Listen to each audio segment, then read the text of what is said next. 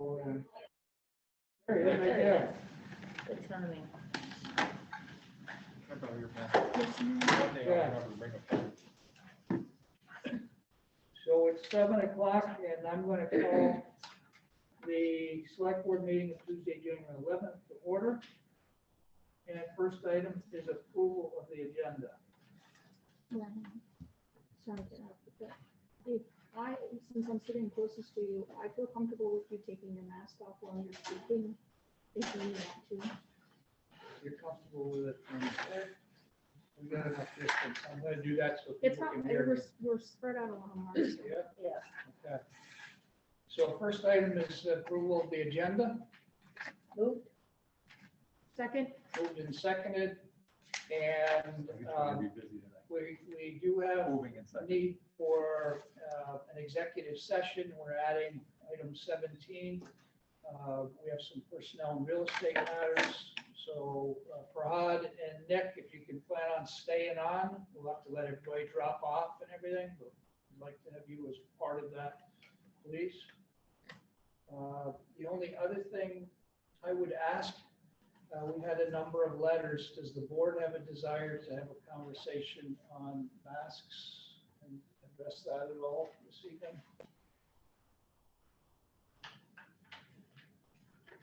If there's not an overwhelming desire to do that, then I'll move on. But if there is, I would add it to the agenda.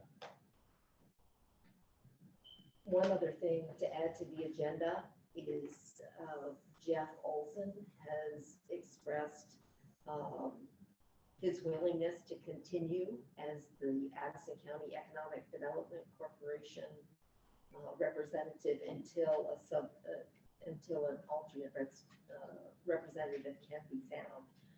It's not a long-term commitment, but he is willing to serve for a couple of months. So if the board wanted to appoint him under 5A, in addition to the agenda, as the delegate. did we advertise that? And any? Okay. How long does the advertise? Is it done? Is it still running? It ran for 1 week. Ran for 1 week? Yeah. And no interest? We'll put out a special email blast on this. Okay. I think that might be more effective, as well as if the board can think of anybody that might be interested, a personal outreach might be effective as well. Okay, thank you, Kevin. Okay, not hearing anything. All in favor of approving the agenda as amended with the addition of the executive session, signify by saying aye. Aye. Aye. Nick, did you give me a thumbs up, buddy? Can you hear you? Can you hear me, Nick? Apparently I'm going to drive on. So we have an abstention there and one absent. So next is approval of the consent agenda. And it's rather sparse because we covered through the holidays. It was not other subcommittee meetings. I'll move to approve the consent agenda as presented. Second. All in favor, signify by saying aye. Aye. And are you with us, Nick?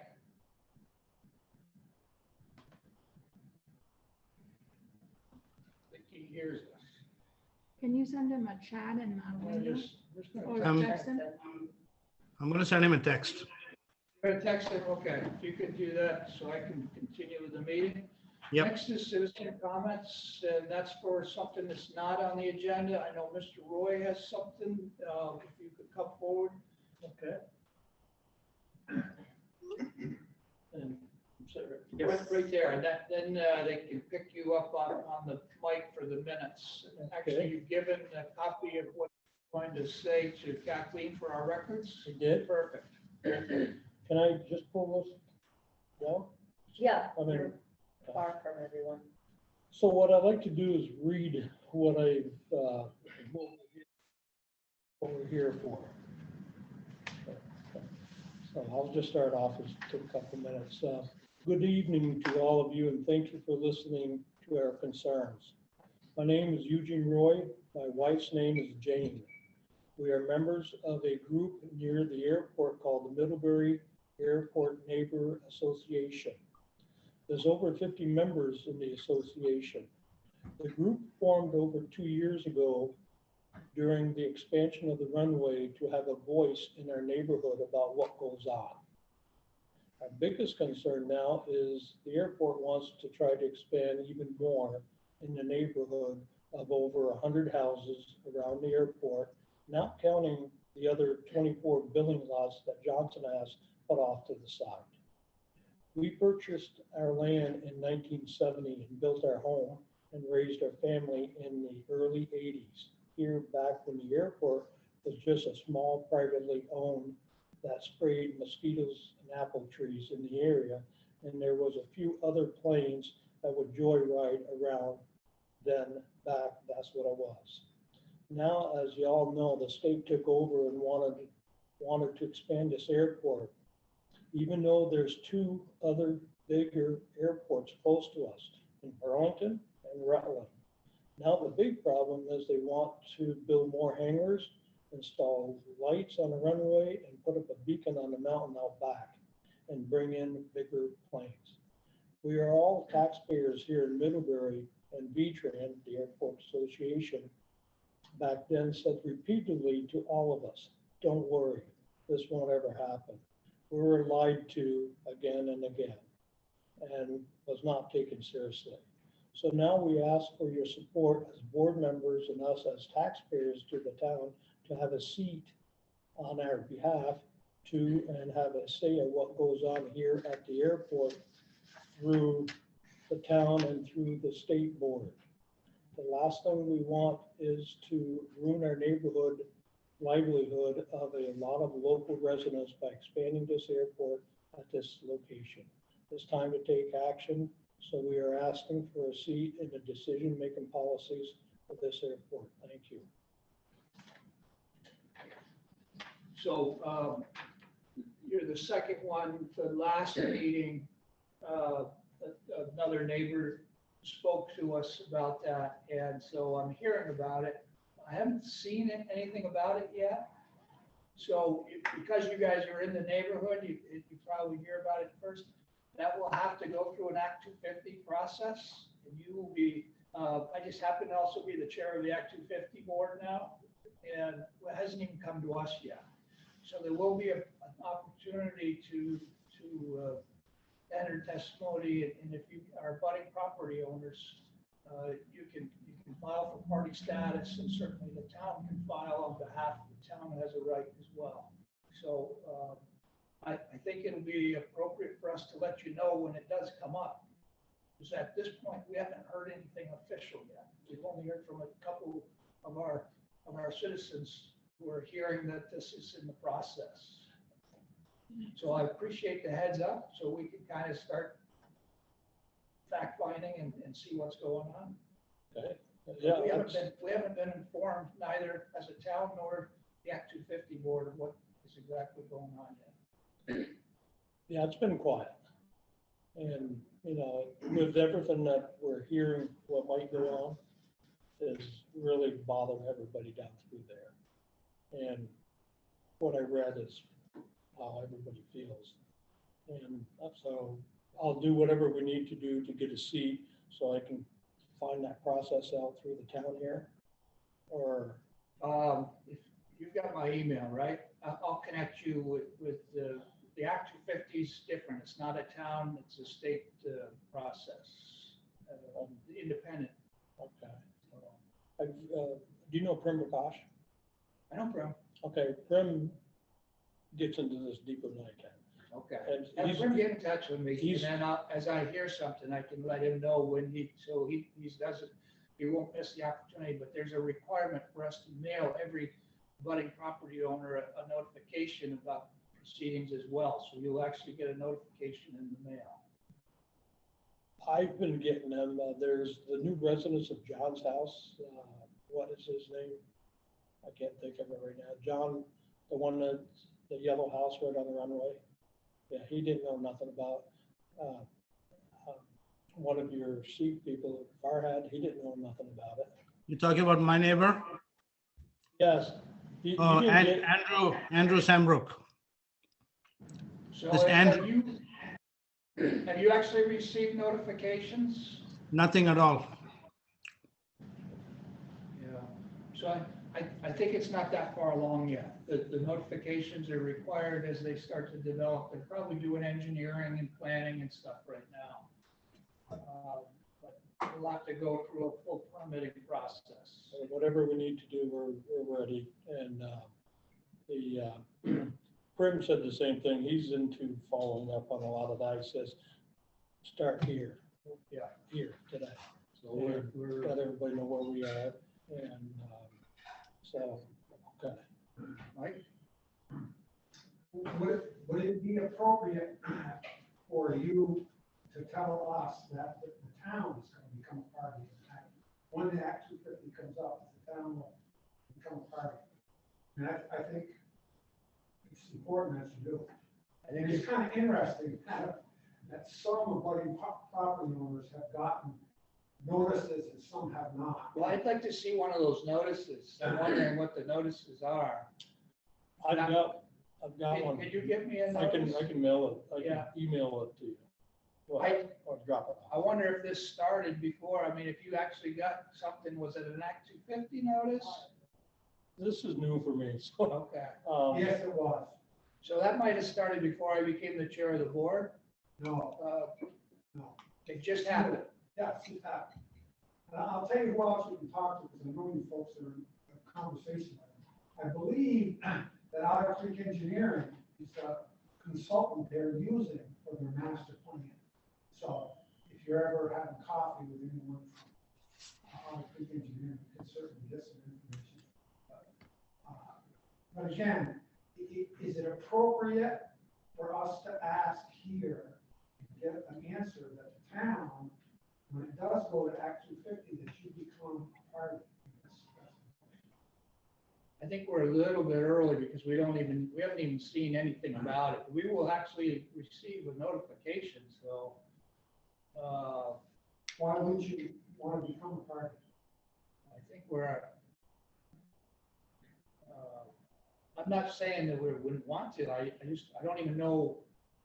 All I heard is the two people saying that there's something going on out there. And if we have a lot of citizens that are interested, and if there's something major, the last time we were a part, we've always been a party on that. I don't know. And it's kind of interesting that you haven't gotten. Well, I think it's early in the stages, Mike. Yeah. It's strange that some abutting property owners have gotten notices, others have not. Might have just been sent out, to get, I don't know if there's multiple things going on out there. I really don't know. And like I said, it's eventually got to come to the Act 250 committee. And it hasn't come to us yet, so it's probably in the administrative stage right now. So, Steve Floof, my neighbor, he's right bordered there. He didn't get a notice neither. I took mine, gave it to him. But, well, people didn't, but, well, we'll be sure to let you know when we see something, and if you've got copies, if somebody's had a notification, because Josh is our attorney and the administrator for our district, and I'll make sure that he knows that there's a number of people that are going to be interested. It means that it'll have to go through a public process. So you can do a shortened process, but this, obviously, there's enough people interested that we're going to ask to have this go through to a full hearing process. I'll get with Prim and a few of the other members, and they know where to go. Yeah. And I'll communicate with you. With the group. And why I'm doing that, I don't know, but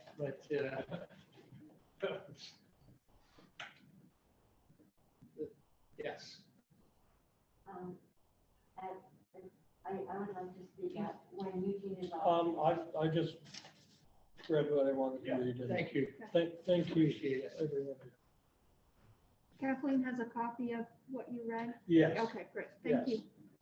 And if you need another copy, you can have this one here. No, too. no, Well, so, okay, thank you. okay, thank you.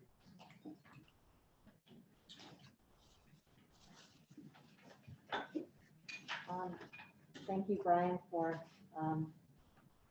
remembering that there are now two people that have spoken. Can you all hear me? Kind of. You- I you can't, are they muffled. probably can't. They probably can't on the TV. Okay, I'll try to speak clearly. Oh, no, I can take this off. That's right, thank you. I wanted to add a little bit to what Eugene said from our group. When we learned about this, we shared some emails together. We've not gotten together face to face.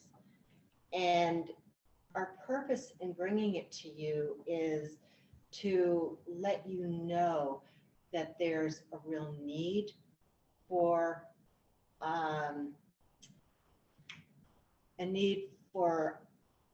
the neighbor's perspective to be taken into account. And for that purpose, what I wanted to add is that the reason that we're concerned is that the noise of the airport would impact us, our quality of life. The lights would impact us. The airport's right over the East Middlebury Aquifer, and animals and the trees, the habitat in our environment would be affected. Speaking personally, I was aware of when the airport extension was happening, and the upsetting part, my thing is communication, which is why I'm asking you to be sure to give the neighbors a full voice and to hear our point of view. I heard us not getting accurate information, and therefore it became upsetting, and therefore we had to go through a lot of energy to learn what we needed to learn. And anyway, it was just a huge ordeal that may not have needed to happen. So I took the step, as many of you know, of writing a communication procedure with the state so that the people living around the airport had a way of communicating when there was something really disruptive, such as a helicopter flying right over the houses, not realizing there's a house there, and this is a military helicopter. So I communicated about that, and then here we are learning, and I've got a little bit on that, learning that there is afoot a master plan that is addressing issues that we were told would not be addressed. And so it's again pretty concerning, which is why we need to know that you're looking carefully at both sides as the issue does come up. So thank you, Brian, for saying that there would be a, whatever the word was that you shared. Yeah, the hearing. Yeah, and so some of the voices that I thought would be just really relevant, just for you to hear in the very beginning stage. I'll try to be very quick because this isn't an agenda item. One neighbor said, most recently, I learned about the two new hangar sections, section 250 applications. The notice had been sent to a prior owner, so I didn't get it. It's imperative that we do push these notices are full and completely given, and we've talked about that here. Another person says, actually this is Mike in the back. My feeling is that any upgrades in hangars or lighting GPS systems are only going to increase traffic at the airport. The increase will benefit very few individuals. A person we learned of some meetings, and I didn't make note of which meeting this was. But someone asked if lights and the GIS approach at Middlebury were in the planning.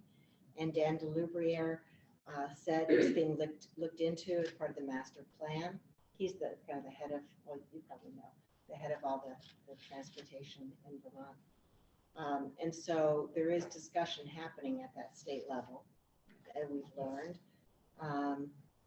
And that's made that point already, so I'll skip over that. There's some keywords that I think are just real helpful for you to hear. Quote, "The future of our lives here matters to all of us." And that was Eugene. Then another person wrote, "It astonishes me how they continue to push ideas with no supportive evidence, no supportive data. I forget the exact number of planes at the airport, but it's small. They're all privately owned. It's primarily a hobbyist's hangout. The promise of a few new jobs, however, does not provide substantial enough benefit to warrant extensive taxpayer support or justify the negative impact it would have on our neighborhood. I like having the airport here. I think it's cool that there are people who can take these small planes up for a spin. I'm glad there are successful businesses there.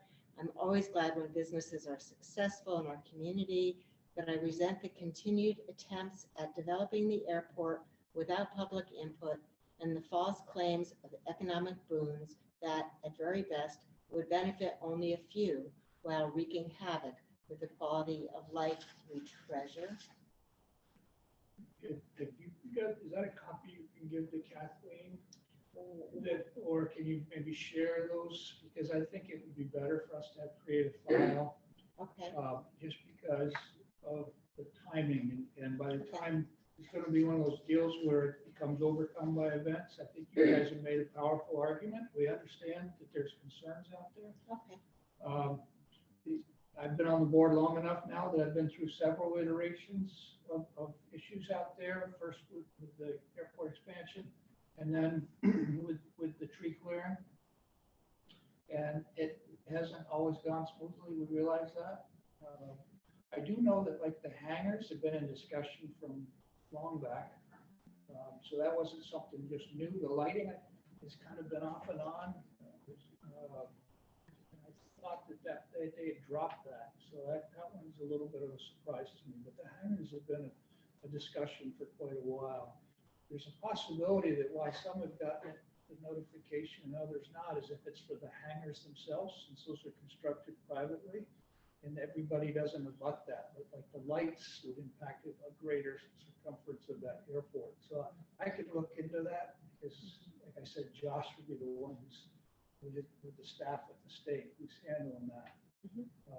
But again, that all has to go through a process, and people have a chance to become a party in that. And certainly, if we define what the biggest issue is for the town and what is acceptable and what's not acceptable, then maybe something that we would want to be a party of. And we've always, when there's been a case like this in the past, we've made statements and supportive comments for our what we feel is best for the town.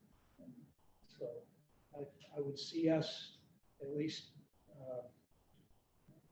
being somewhere in our participant in negotiating a fair solution. It is state, it isn't us that's making those decisions. We have to kind of go on their timeline. It's not the town's timeline. That's a state situation there. So I don't want to take up all of tonight. Yeah. We do have a full meeting, and I think we've got the point pretty strong. Thank you. So. Thank you. I cannot give this to Kathleen because it was an private email amongst us, and Okay. people haven't given Well, permission. I think we got it, that it's a significant emotional event for people who live there. And you want to make sure that your concerns are taken into account. And I think we'll make sure that as we find out that you have a point person, if it's from, it would make it easier for us if we, if you're all connected through an email chain, it'd be easiest if we could just let somebody know. The point person before us passed, so we're all just kind of pitching in. Okay. Thank you for that. Would it be helpful if I type up some of the key points anonymously and give Kathleen a copy? And it's a matter of record. I think that's better. Okay, all right. I know who you are, but for the record, would you just state your name? I'm Ann Christie. Thank you. Thanks. Last. Neighbor, thank you. Mike, did we get what you needed there? I don't want to prolong it, it's okay. Okay. We have Judy White Groves with her hand up. Ooh.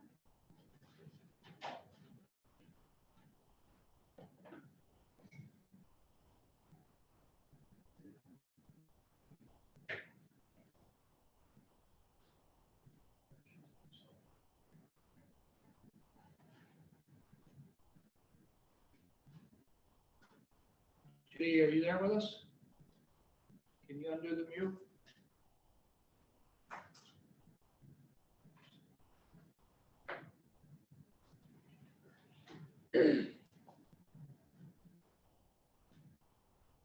Judy? Yes, I'm trying. Okay, I've got you. Okay, all right, thank you. So I have a couple questions, otherwise I wouldn't be here. It concerns me a little that the residents of East Middlebury found out about this proposal to spend additional state money on lighting, but the select board did not know. That's a, So, and I, Judy, I really got an agenda tonight. we got the point, and I'm gonna look into that. So I'm not so concerned about it, frankly, because there is a process and we would find out about it. You guys are beside the airport. There's people who work there and talk, and there's just normal dialogue, and so I would expect you to find out about it before official notification. And so okay, I I'm don't wanna- quickly add two things. The cutting that was approved for north of Munson Road, because there was federal money available for that, and it underwent an Act 250 procedure, and everybody from the town on up to the state seemed to be okay with that.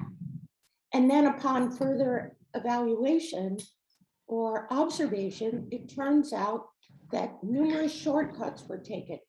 And if somebody hadn't hired a lawyer in order to determine where those shortcuts were taken, the whole thing would have proceeded. But because those shortcuts were taken and somebody spent money on a lawyer, the whole clear cutting north of Munson Road stopped. It is forbidden at this point. And so, trusting the process at this point is somewhat difficult. And that's my final, I'll leave it at that. That I can understand, and it's too bad that happened. And so I get it. Okay, I'm a little late for a public hearing, and I'm disappointed that our normal fact checker is not with us. That fact checker is on the line. Oh, my gosh. Oh, okay, We also have a hand by Paula. okay.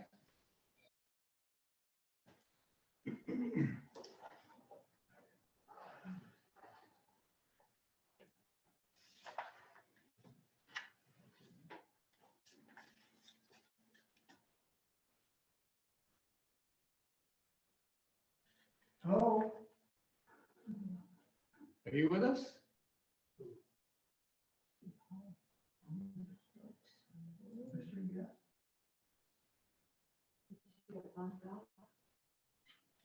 Lost her? Okay. Paula? Nope, There we go. there she goes. Well, I don't have a copy of what she was going to say. Paula, you're muted. Sorry, can you hear me now? Yes. Can you hear me? All right, I know Yes. I know you have a full agenda, so I don't want to keep you any longer. I want to let you know I'm another neighbor of Manna and have been affected and have over 2 decades worth of experience dealing with Vermont trans and their lack of transparency, which I urge in your 250 or whatever you're doing. I urge you to consider their lack of transparency about things.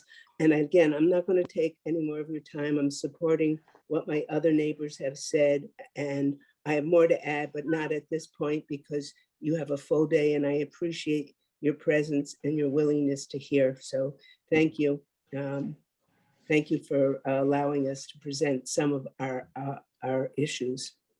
Okay. Okay. Paula, can you identify your last name for the record, please? It's not NATH, and I am, my property borders the southern end of the airport runway. Thank you for And that. okay. Thank you so Thank much you. for your time. And stay warm and get home, right? Safely. Take care. Thank you. I just want to. Names and information for the minutes.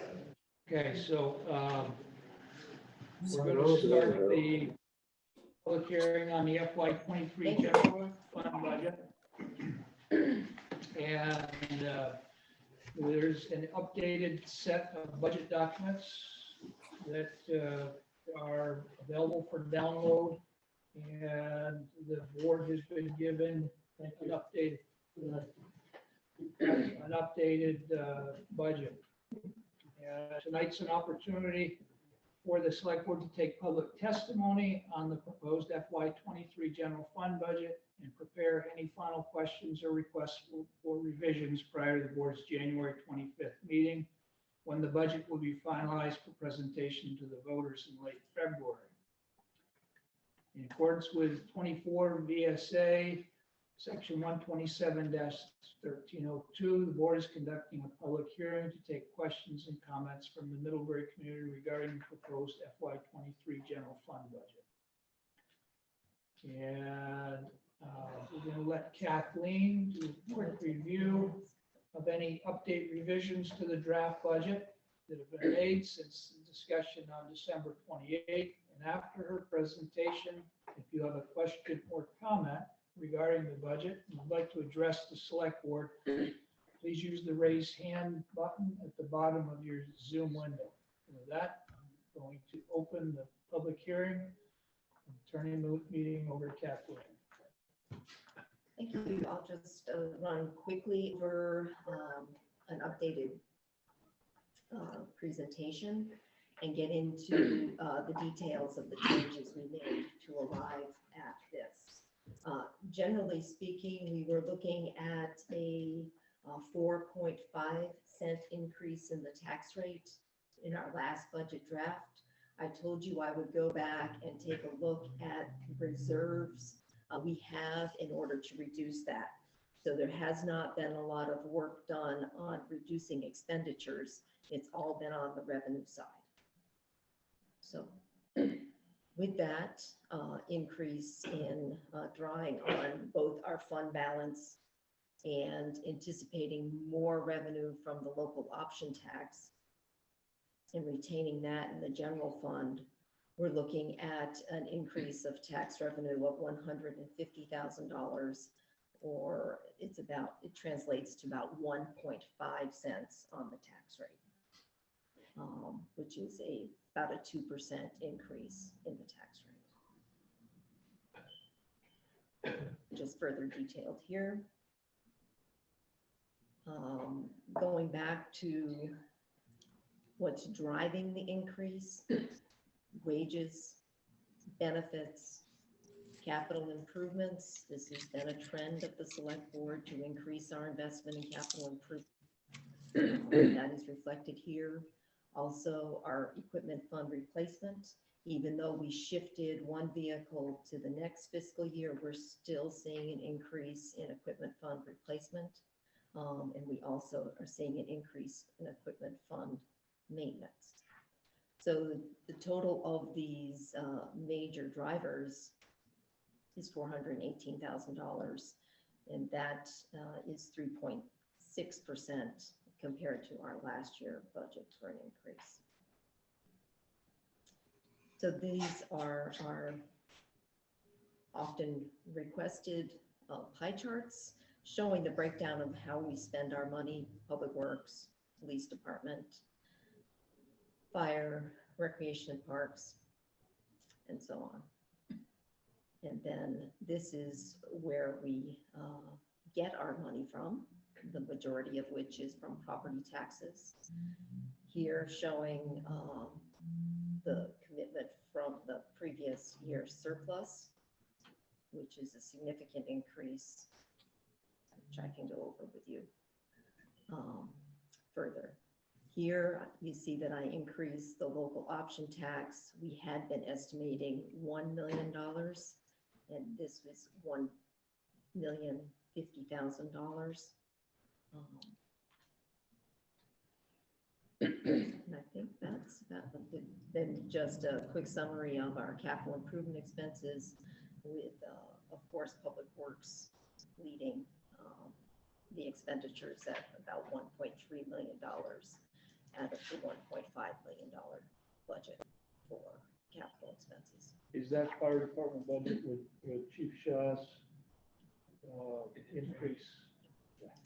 That's not in the capital budget. Right, that's in the, it is included in the operating budget that is before you. But not the capital budget yet. So given that we are going to be drawing significantly on the fund balance, I wanted to show you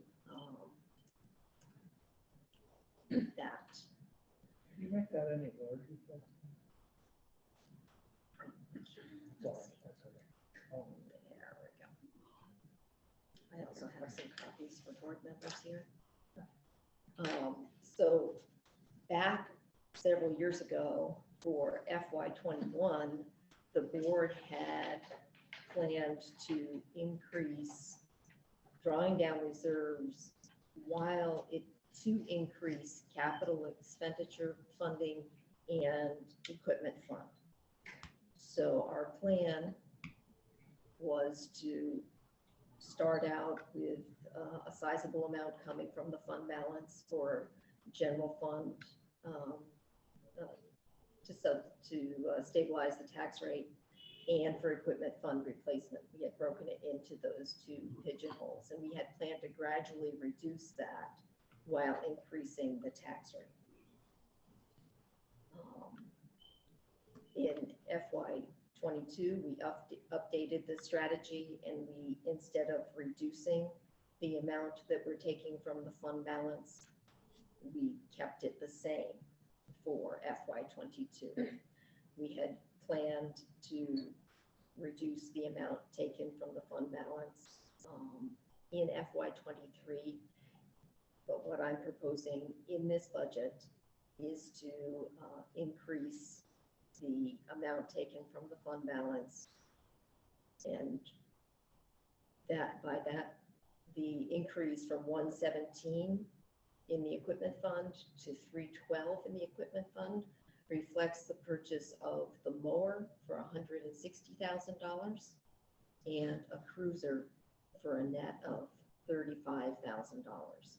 So increasing the amount from the fund balance to cover those two pieces of equipment. And if we are successful in meeting our spending plan this year, actually dipping into the fund balance, which we haven't done in the last number of years, that would draw the fund balance down to $1.5 million, which is about 13% of our operating budget. And we have been targeting a fund balance of between 10 and 15%. So So we're not taking it below that. we're not taking it below that, but I will say that winter will be coming next year if this spending plan is implemented. That's why I'm kind of wondering if maybe we shouldn't do something like halfway, you know? I was thinking, Like, we've got to raise the taxes a little bit. We got to take a little bit from the fund balance, but we can't.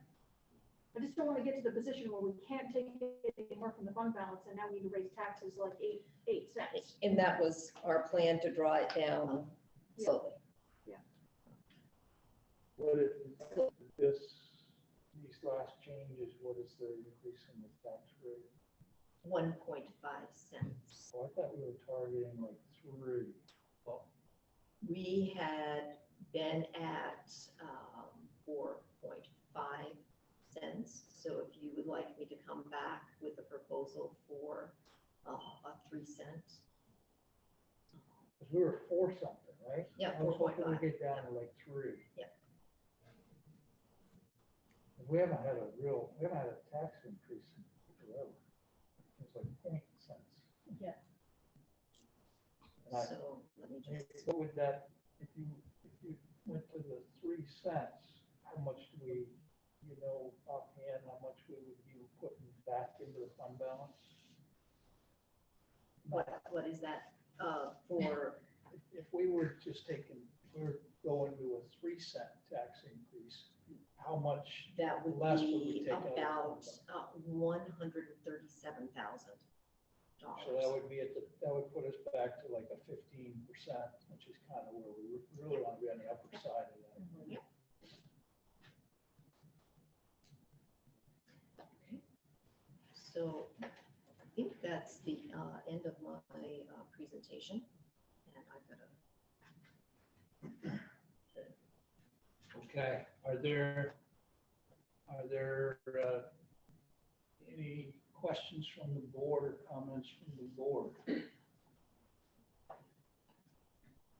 Questions or comments from the citizenry here?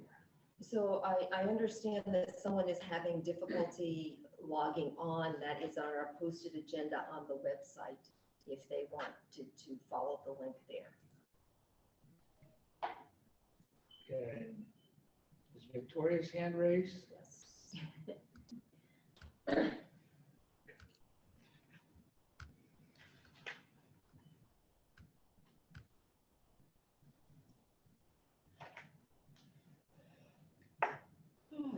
Excuse me.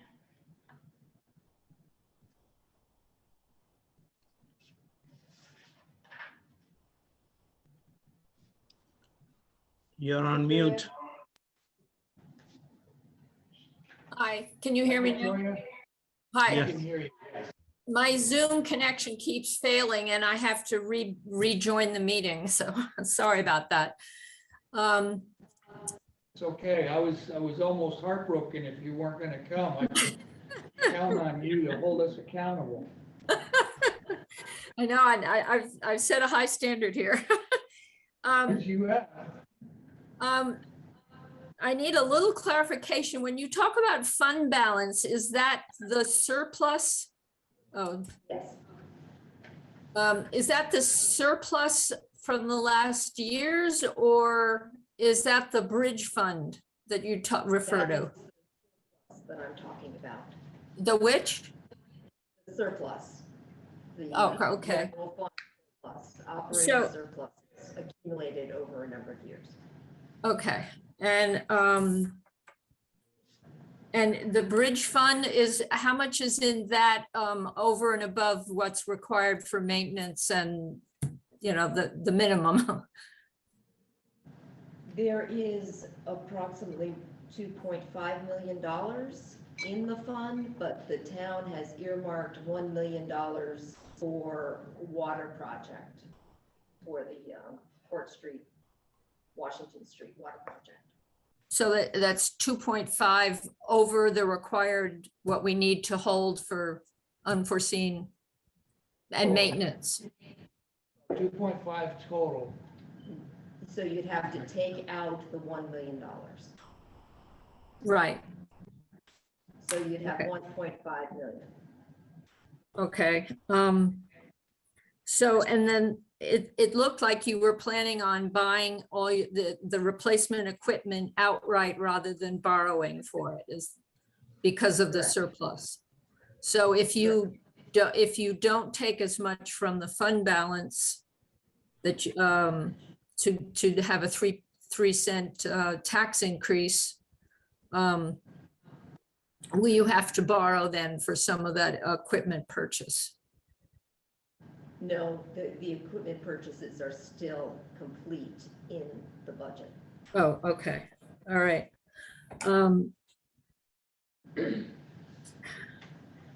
Well, that's great. I think it's, that's good news. Is there any further information on, I saw that the library estimates for the HVAC system upgrade was going to be dramatically higher than anticipated. Is that, how does that affect things? So we're still gathering information as to whether we should go forward with that at this time, or if we should wait for a better status of when and how we're going to go forward with the library expansion. Okay. I guess, I mean, most of the increase this year seems pretty straightforward in terms of benefits and salaries, and you know, there's nothing that really, although I didn't find anywhere on the website the capital improvements worksheet where it itemizes all the different plans. So I don't know what's being included in capital improvements, but I think that was way back in our November meeting or October meeting. Yeah, Victoria, if you go to the infrastructure committee packets, I'm gonna say you can find it in the second meeting in October. Because we didn't meet in November. We had 2 meetings in October, and if you check those 2 packets, you should be able to find the detail for the capital budgets in there. Nonetheless, I'll add it to an easy to find place and send you the link, Victoria. okay, thank you. Well, I thought getting the tax rate reduced down to 1.5 cents sounded really great. The schools are looking like they're going to be hitting us with a hefty increase, and I know that's not your problem, but all in all, it adds up. And if you can, without risk, reduce the tax rate that much, I think you're only helping everyone, and especially in this time when they say their economy's recovered, but boy, the inflation is really hitting people hard. And so, if you can make use of the bridge fund in some small way, or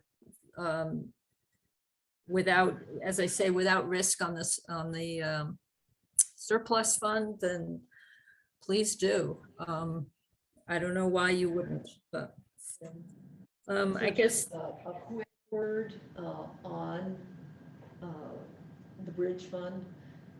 I think it would be good for us to save that to put it towards a big project, because we have been so incredibly successful in leveraging our local funds with grant funds, and to have that available, we can take that to the voters and ask them for approval. I missed the beginning of that. It's really hard to hear you. I missed the beginning. I was saying that I would like and suggest that the board retain that $1.5 million in the Cross Street Bridge Fund to put toward a large project, so we can leverage grant funds Okay. with it. Okay. So Victoria, I'm not sure if you realize We've been really successful in the last year, having had some shovel-ready projects with planning like infrastructure, particularly water projects, ready to go, and have been able to access some considerable state funding for those projects because they were ready to go, and we did the work and the engineering and everything to get them to a certain point. So that's what Kathleen is suggesting is we use that money to help us leverage some of this additional money out there to help fund some of these bigger projects. Okay, yeah, thank you. Does that, hopefully that makes sense. Yeah. Yeah. Makes sense to me. It's going to allow us to do what you are asking us to do, which is to pay cash for as much as possible instead of bonding for everything. And so we do still have some very large projects that are needed, and we really feel strategically like we're going to put ourselves in a position to get more, maybe more than our fair share of the ARPA funds, but because we're doing a better job of planning and because our staff is getting the projects ready so that they can match our funding. So and the other side is not taking too much out of our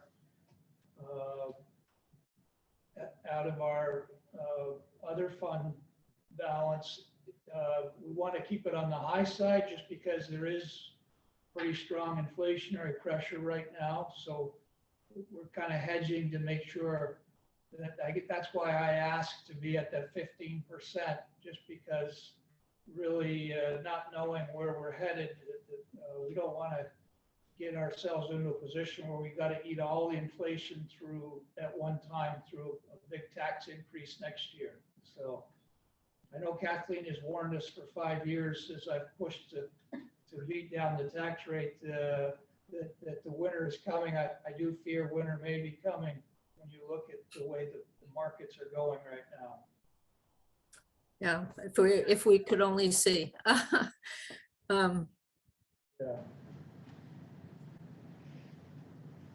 Yeah, okay. I guess that was, so will you be making more further adjustments before the full public hearing, or what happens after tonight? I go back and to the drawing board and make the revisions and then bring it to the board to finalize for town meeting on the 25th. Okay. And so what comes to the meeting of the 25th will be the final version, or will there be further changes after that?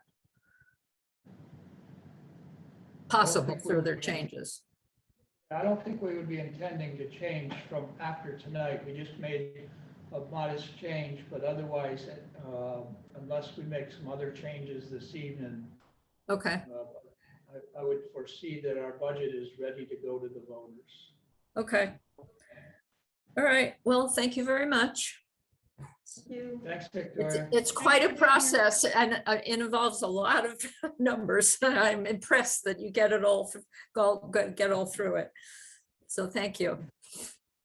Thank you. Is there anyone else with their hand raised?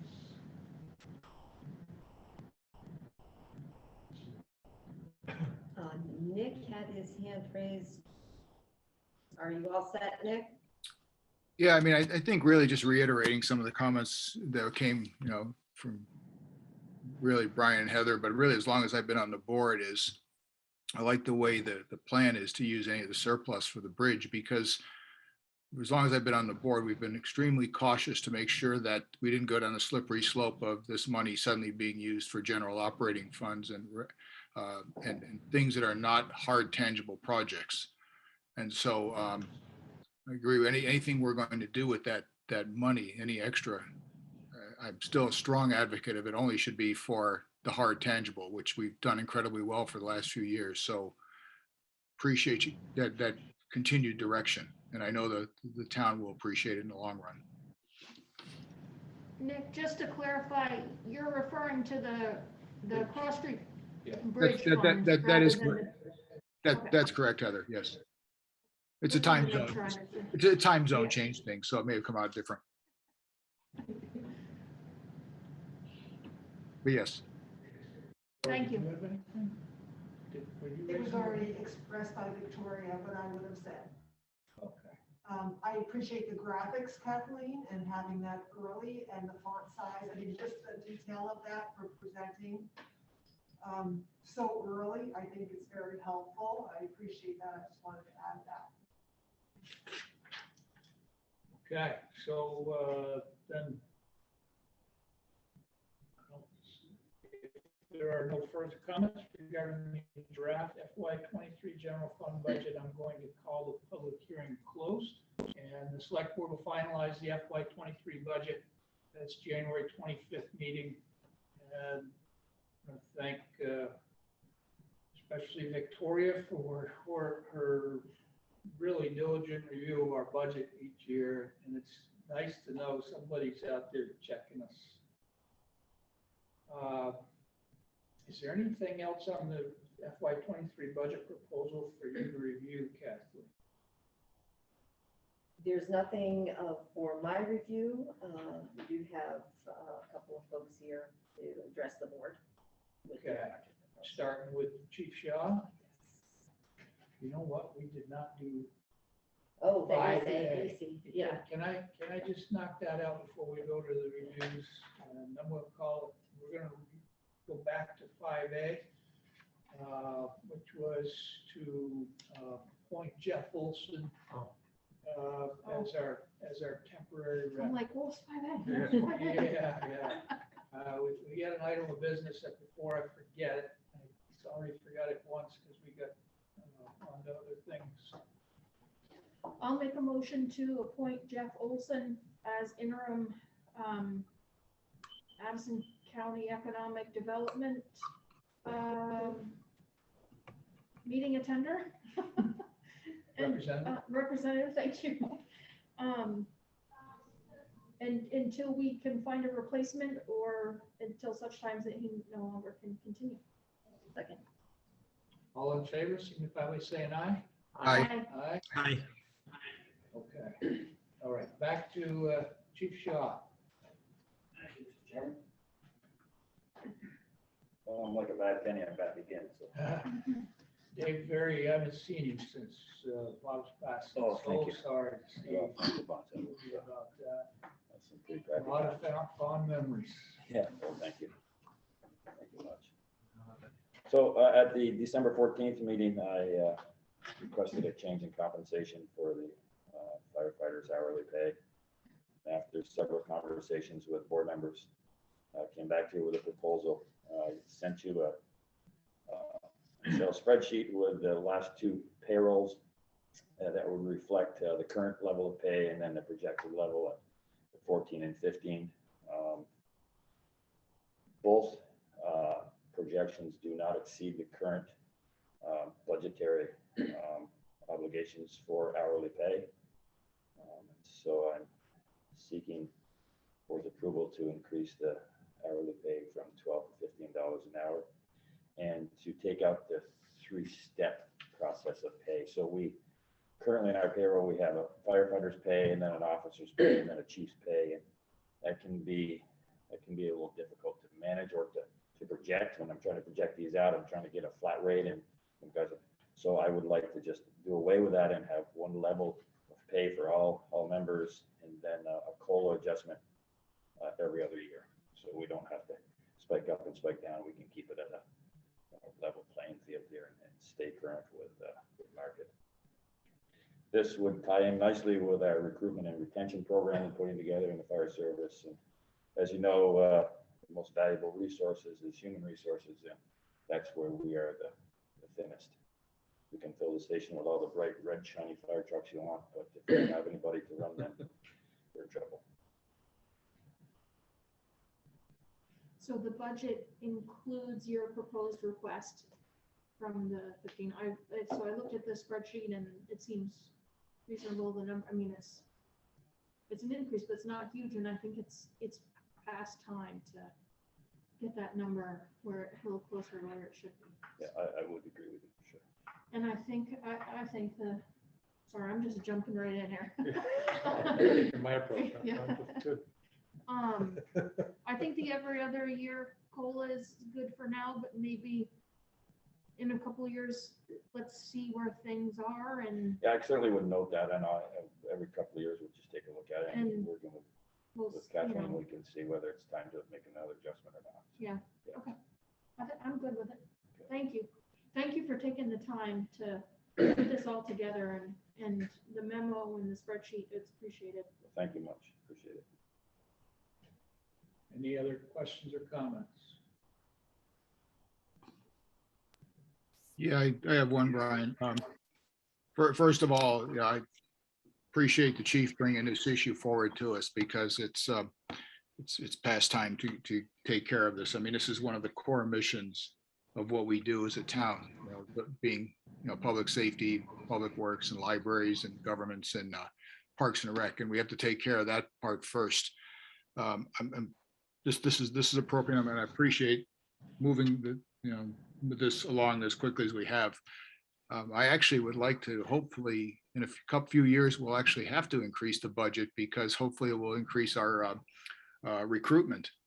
So we can actually have a higher number of firefighters and, you know, be able to avoid having to go to a much larger step, which around the country we're seeing. So thanks a lot, Dave, for bringing this up and, you know, going through the time it took you to do this. And it's a good thing to do. It's probably one of the important things we need to do this year.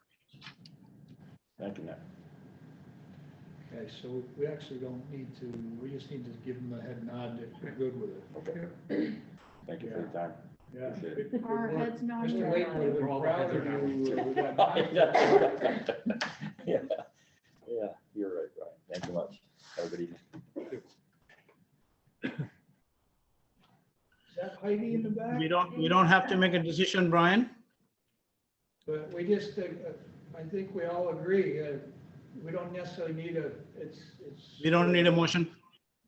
Don't need a motion. We will, it's included in the budget. So when we approve the budget at the next meeting, we will officially approve that increase, Got it. right? We don't do wages and salaries anyway. Right, that's, Right, but That's it's, yeah, stuff. but it's included in those Yeah. numbers. Yeah. And so Oh, yeah. when we approve that budget to send to the voters, we are approving that increase at that time. Please, Heidi. So Heidi is the executive director of the Open Door Clinic. And I'll let her present to us, requesting for $5,500, an increase of $2,500. Hi, everyone. Thanks for having me. Would it be helpful to tell you a little bit about the Open Door Clinic or just more or less talk about why I am asking for the increase tonight?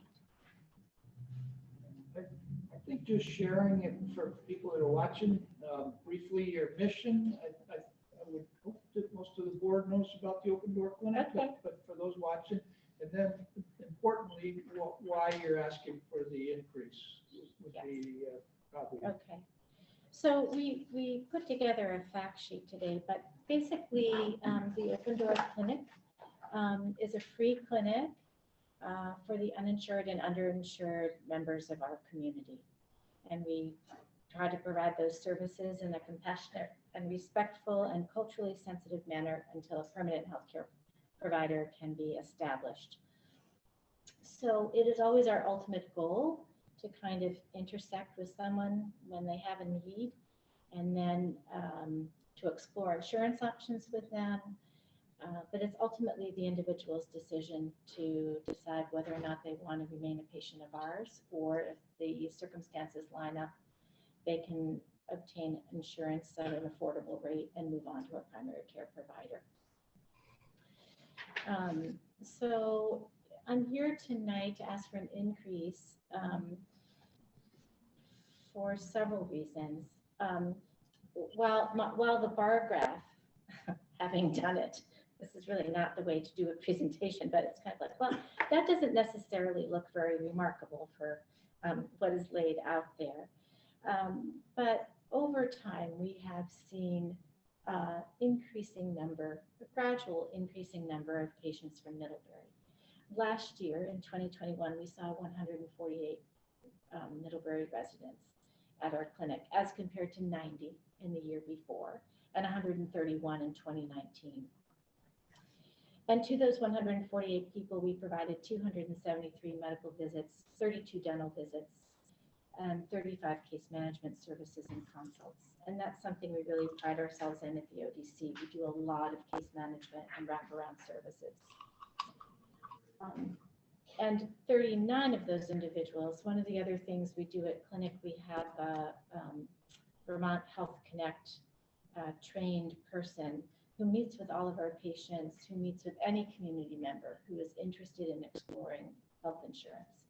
And Melanie will sit with them and do a very exhaustive looking at options, educating about what they mean, and she'll take person's nuanced situations and try to help them find a plan that's right for them. And so 39 residents from Middlebury met with Melanie last year to go over health insurance. And so that is a big piece of what we do. It's a big piece of what all the free clinics do in the state of Vermont. But that's a huge service. And I don't have for you tonight how many encounters each of those individuals had with Melanie. But they often tend to span several visits.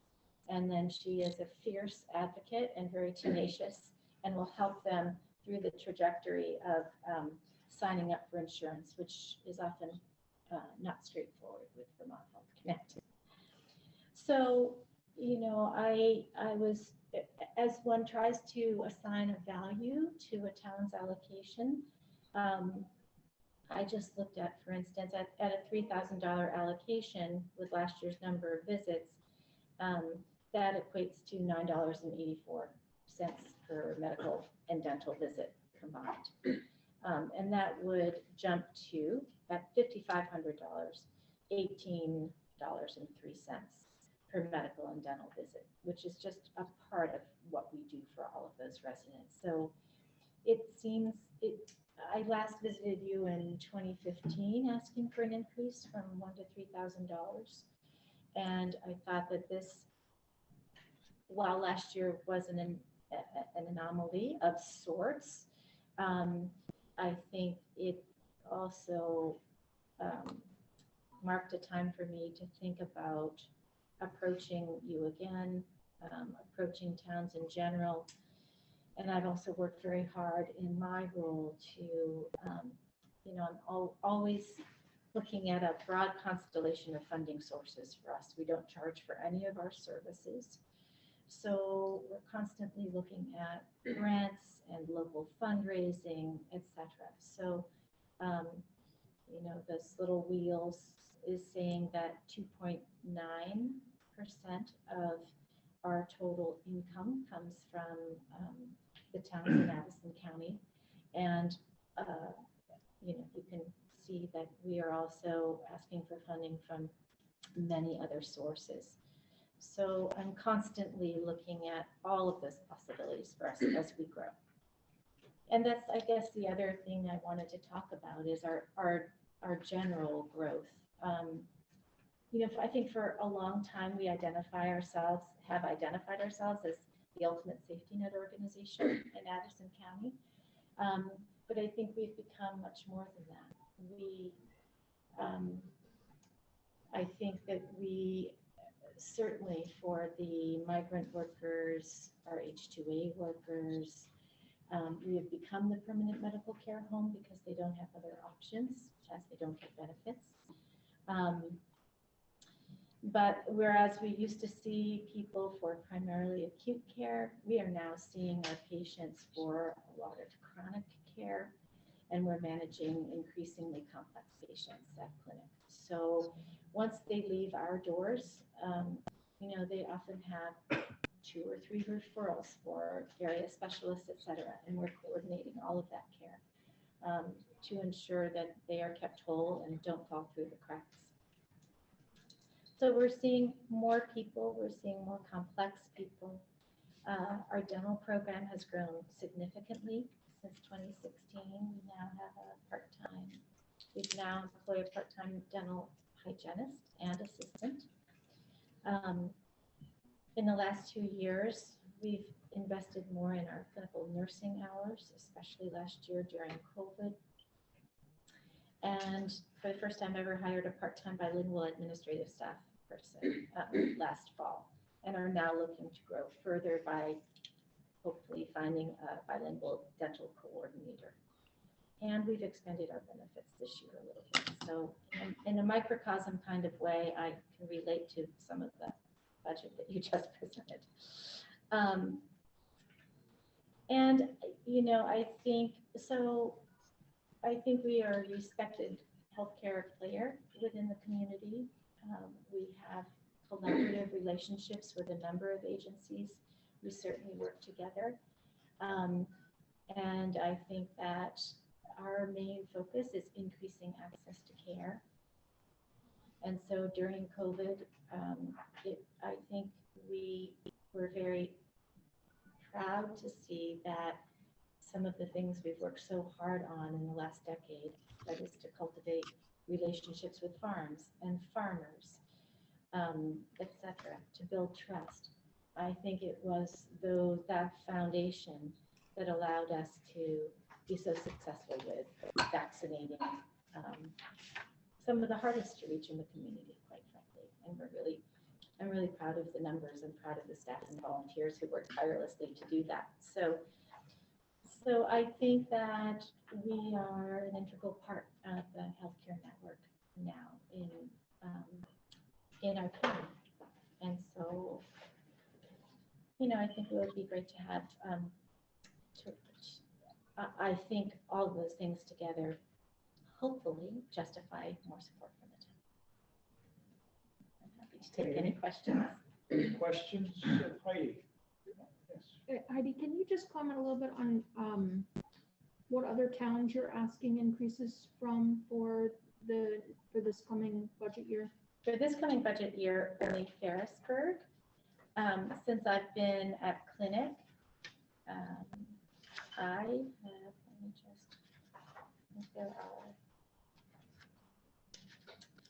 I have asked for increased funding with success from Shoreham, Brandon, Ripton, Weybridge, and Bridgeport. So you do it kind of like in a cycle type thing. It's not like you're going to everyone for an increase? No, that is correct. Okay. Yeah, I would like to say that I have a method, but it is not that precise given my responsibilities and what I do. So next on my docket are Canton and Addison and Virgins. But I will say, as you probably all know and can appreciate, it is a lot of work, and some towns, the process that some towns require to make a change, collecting petitions for 3 years in a row, just having the resources to get that done is challenging for us. So, well, hopefully my approach hasn't been haphazard, but it's not. There isn't a system. Okay. Thank you. Mm-hmm. Any other questions? The question from Nick. Nick? Heidi, I remember you, when it was 2015, as you said, when you came before us previously, and it seemed like a lot of the emphasis was on helping the migrant farm workers, which are a critical part of the farm economy. Do the farmers contribute to this? Or essentially what's their employees? Do the farmers contribute what, Nick? Do the farmers contribute any funding to the clinic? Because essentially a lot of this is serving their employees. Yes. So yes, we have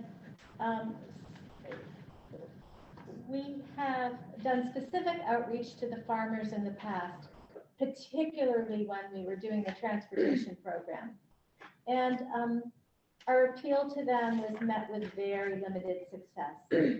But we have more than a handful of farmers and orchardists, or what, maybe they're farmers too, I'm not sure what the right word is, who do support us annually and quite generously. So there is a continuum. of Okay, help. well, it's good to hear. And I would expect a lot of them did. It's disturbing if some don't, because again, they're relying on these people to help them achieve their mission. So, so you mentioned 148 people out of how many total that you serve in the county, approximately? Well, last year we had an historic high of 1,500 and some. But prior to that, it hovers around 10 to 1,100. Okay, so it's roughly 10% of Middlebury residents, or I mean, 10% of them are Middlebury residents. Okay, thank you. You're welcome. Any other questions? What has Kathleen already put in the budget for 55? Yeah, that's what I thought. The H-2A visa program doesn't come with, those people don't come with any sort of coverage? That's correct. They used to, Julie is an expert, this is not my area of expertise, but I'm pretty sure, Lindsay, that until 2 or 3 years ago, they were eligible for health insurance, but then something shifted. So they haven't been for the last few years. So Melanie will often meet with them and try to help them navigate their way. Yeah, that seems not like a not very good program. Yeah, none of it is. Yeah. And we had historically served a few H-2A workers, the women at Basin Harbor, for instance, and then, you know, a handful of apple pickers, etc. And then this year, or last year, during the second year of COVID in particular, after the initial outbreak at Champlain Orchards, you know, we were called in and relied heavily upon, quite honestly, to help manage that with the state. But I think because, again, Julia had the relationship and she had the knowledge and had been out there a little bit, they really relied on us to help manage that. And so we started taking on that new scope of work around COVID testing and when they came in and at the increments of time and if there was an outbreak and all of that stuff. And then as the word, you know, as you start working in one vein, then we're also saying, you know, and if you need us for any healthcare services, here we are. So we gained more migrant workers this year, H-2A workers. Yeah. And we also, we have historically, when we've offered our flu program on the farms, we have always opened those free vaccines to the Vermont egg workers and their families. And we did that with COVID. And so a huge number of people we served were the Vermont agricultural workers and their families this year when we were doing the visits on the farms. Okay, thank you, Levy. Thank you. Appreciate it. Yes, thank you. Is Rachel with us for the Red Cross?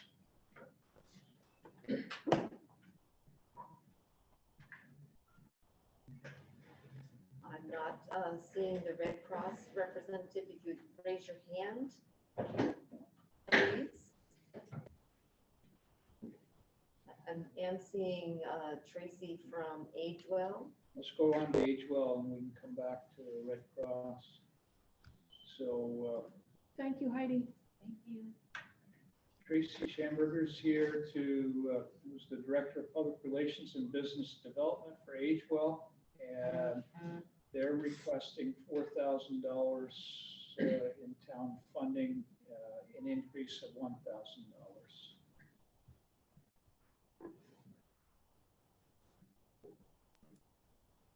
Hello, Hi, Tracy. how are you? Good, thanks. Can you hear me okay? We can. Terrific. Well, hello, my name is Tracy Schamberger and I am the Director of Public Relations and Business Development at AgeWell. And first of all, I'd like to thank the Middlebury Select Board for your generous support. Since 2013, you have been a very loyal supporter of the agency, and we appreciate that very much.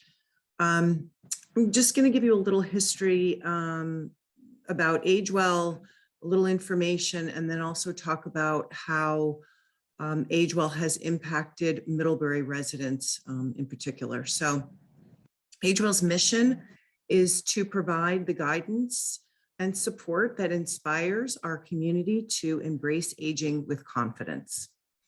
We serve individuals who are 60 and over, and those under 60 with a disability who are on Medicare. So for AgeWell was designated as one of the area agencies on aging in 1974. So for 50 years, we've been providing the support and services that allow aging Vermonters to stay independent and remain healthy at home where they want to be. And we provide services throughout Addison, Chittenden, Franklin, and Grand Isle counties. AgeWell is a nonprofit organization, and really our focus is really that we're committed to helping individuals age well. We reduce barriers by providing access to healthy meals, such as Meals on Wheels. And I do want to mention that Meals on Wheels now has 7 therapeutic meals.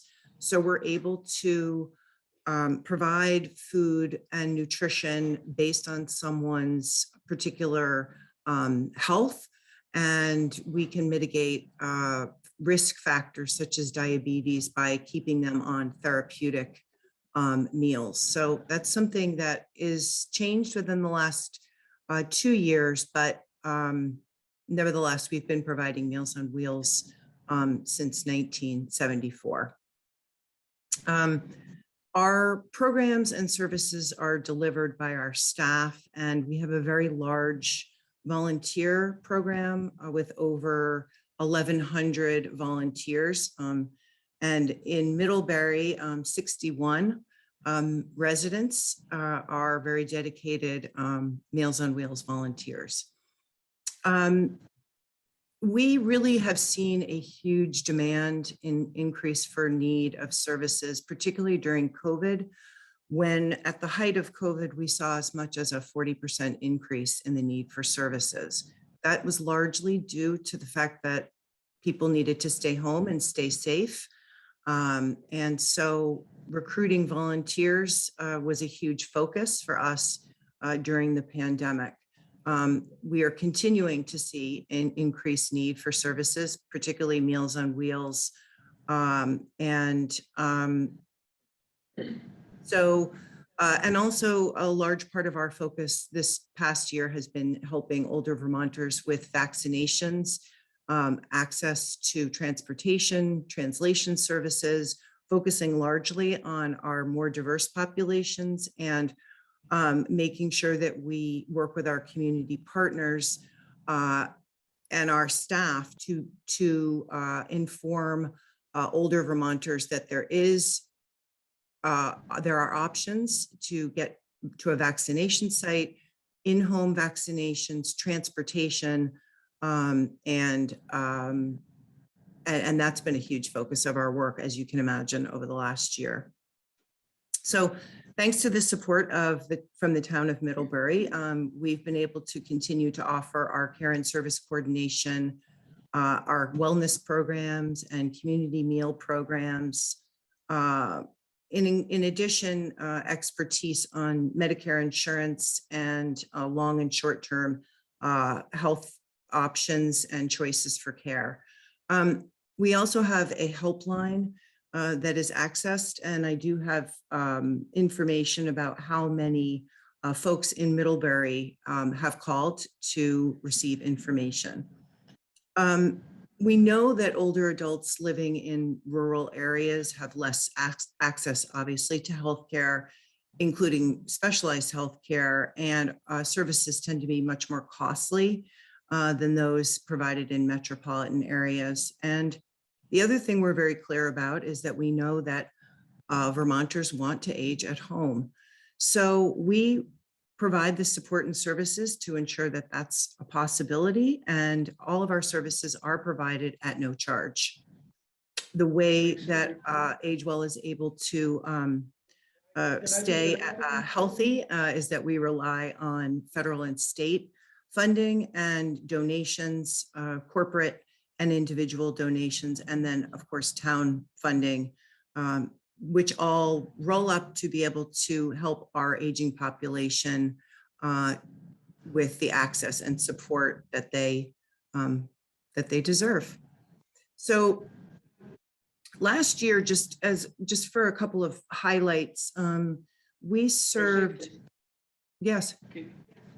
We've really got a full schedule, and I appreciate the full rundown. Can I just get you to the point of the increase that you're asking for? Just because. Sure. So since 2013, we've been level funded, and we do appreciate that at $3,000. We've not asked for an increase since 2013. In 2020, we served 347 people in Middlebury. And this year, in 2021, we served 380. We also just opened a new office in Middlebury on Court Street. And we expect that based on a lot of our outreach and obviously this new space, we're also going to be seeing increases over the next year. So we have asked for an increase for FY23 Middlebury budget from $3,000 to $4,000. Are there any questions on that? Any questions? Nick or Farhad, any questions of Tracy? Not at the moment, Brian. I'm good.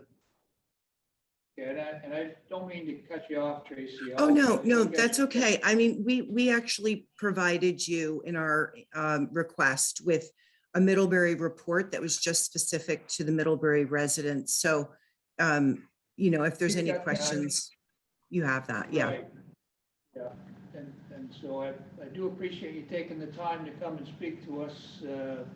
I think the most obvious one that we all see around everywhere is the Meals on Wheels. And we used to station that out of one of my businesses that would be stacked out front, and everybody would roar in at noon and grab them and go and deliver. Yeah. So we appreciate the work that you do. And so thanks for coming tonight. I don't think there's any questions of the board. That's usually a good sign, but the board will deliberate and just verify as we move to finalize our budget for the next meeting on the 25th. Of course. Thank you. And thank you very much for your support, and we appreciate it.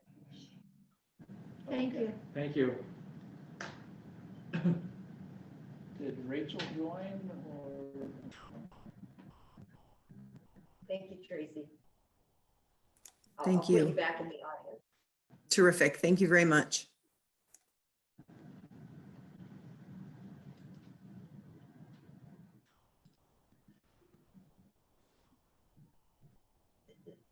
So we're looking for the Red Cross representative. If you'd like to raise your hand if you're in the audience. If not, we can move to the next agenda item and circle back to you. So is there a Red Cross representative out there? Raise your hand and leave it raised if you are. So just to note, I'm not sure we'll circle back if it's that the organization has requested an increase of $1,000 as well. And I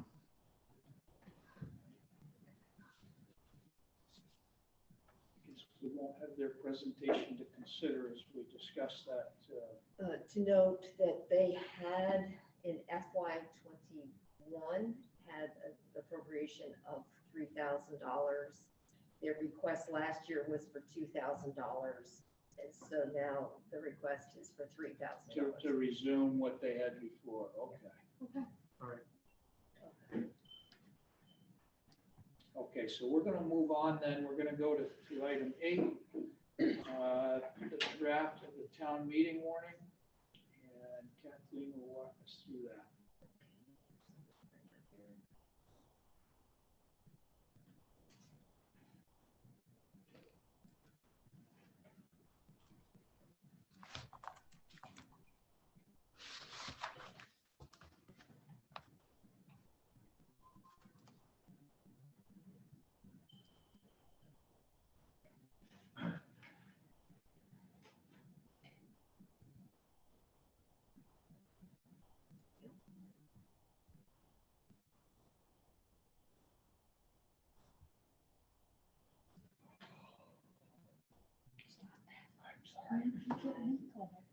I'm wondering if I should, I see Susan Shashak in the audience, if I should bring her in as a participant.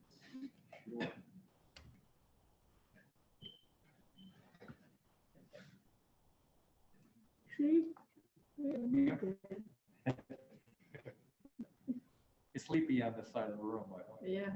So I'll just go over quickly the warning. Not a lot has changed since last time you saw it. But to note that this draft has us meeting at the high school auditorium. And that is probably something the select board is going to want to review at its next meeting as to what the format is going to be for town meeting, because the legislature has authorized several approaches, that being the traditional town meeting and or an informational meeting with Australian balloting like we did last year, or delaying the town meeting to later in the year. As we discussed last time, Article 2, not necessary because we have included the equipment fund purchases in the budget. These are the numbers in the budget article with your current budget draft, which will be updated next time you see it. We are awaiting further review of the increase of on Article 5 for the bond request for the HVAC system for the library. I don't know if the rest of the board thinks, that's a huge investment, not knowing what we're gonna do with that facility. Yeah, but it was, everything that we are doing can be moved into a new facility. We've been in construction enough, like you can say that, but So interestingly, when we first started talking about this, the estimate was 500,000. I know, and I don't know about spending $1 million on something. And so we have, I have concerns too, so. and I think that has been or will be discussed by the library working group on Thursday. We're And gonna discuss it, but I mean, we don't have any say in it. And the infrastructure committee is also going to review that on Thursday. I haven't gone that far. And then we It's have about 2 days. the tax exemption for Middlebury Regional EMS for 5 years. The request of Vermont Family Network, which we'll be hearing from shortly, and also from Addison Allies Network. And there are representatives from both of those groups in our audience. Okay, any thoughts or comments on this updated draft? And as Kathleen pointed out, she's got more to update based upon this evening. And we will make our we'll discuss and make our decision on the format at our next meeting. So maybe I missed. Go ahead. Go ahead, Nick. Oh, go ahead, Fahad. I'll follow in. I think we're probably on the same frequency, so. So I didn't know if I didn't hear what Kathleen was saying earlier, but is there going to be a discussion on this library item for the HVAC? I don't think we had a discussion, or did I miss it? The decision on whether to place it before the voters is up to the select board. You will be getting some additional input from the library working group, I believe, and the infrastructure committee. So the trustees probably want to. I think that Bring it on. if you might want to make a couple of comments that they can consider, but we'll have our discussion on this, whether we put it on the warning or not on the 25th, as we finalize the warning. So I think the board should have a discussion before we put on the warning or not, right? I think we should have a discussion whether our opinion, what we think about this. That's what I'm saying. We will have on the 25th, Farhad. Okay. One of the questions I would have then too, to add to this is, because as I think more about this, I have a lot of concerns about it, especially the timing. Not that we know we need to upgrade the climate control system in the building, but it's a matter of timing. But the question I have is, let's say for the sake of argument, we say, all right, we're going to put this out in front of the voters. They approve the money to be spent. What's the timeline that we'd have to spend it? In other words, would it have to be relatively immediate, or could we say, you know what, okay, you've approved this, but we want to hold off through this evaluation process to decide ultimately if this is the direction we're going to go with the library rehabilitation or restoration or whatever we want to call it. So at which point, if we say the direction, let's say for sake of argument, we're going to try to proceed in 2 or 3 years, it might be wiser just to hold off on installing this equipment right now. Is there a time limitation? Because one of the things that will enter into the discussion is that, well, I talked to the engineer, I remember, about this and reusing it. And he said, yeah, it's reusable equipment, but it's not going to be 100%. It'll probably be more like 60 to 65% after you take labor costs out, and some things you just can't reuse. So it's not going to be a full one-for-one comparison. So anyway, but my main question is, what about the time limit? There is not a time constraint once the bond is approved. Okay, thanks, Kathleen. Once the bond is approved, the select board, there isn't a time constraint, and the select board could decide not to actually issue a bond. But it could also be used, let's say for sake of argument, that there's a larger bond would be needed to do a rehabilitation of the present building. Could the two bonds be combined, which I suspect they can? They could be. Okay, thanks. So one thing, I have not had a chance to get prepped for the infrastructure committee meeting, but we have been on borrowed time with the existing equipment in that library. And we have put off and deferred maintenance on it multiple times. We've spent some money to rehab and recondition the boiler, but we're still having issues with it. And I think maybe Dana would be the best person to give us the number. I know she has numbers on the number of times she's had to have Plouffe come in on that boiler. And I also have concerns about spending $1 million. I also have real concerns about not making it for years on the existing equipment. And what happens when it goes out completely, and what is that going to cost? So while I don't think we have to get into it tonight, I want to make sure that we bring that up in our conversation next time. Well, I do like Nick's question. That gives, it's not like it's a one and done decision. So that is nice to know. Okay, so that'll be back in its final form. Susan also had a. Okay, Susan has her hand up. Hi, Susan. Hey, how is everybody? Oh, Becky. Hi, Susan. I just wanted to talk a little bit about town meeting as an event that we used to go to and have fun at. And just last year, we talked about once the vaccines came, everyone was going to be great and we would have town meeting again this year. And I just feel we need to take a little bit of time to plan for this happening again in the future, whether it's next year or the year after that.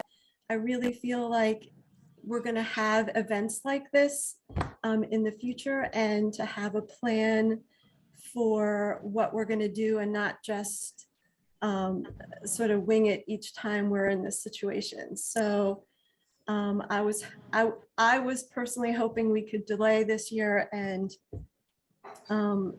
try and have it outside or at a bigger venue, but I understand how scary everything looks right now, and time is of an essence. But I really wanted to sort of ask your permission to look at forming a small working group to identify and fully explore all the options for town meeting.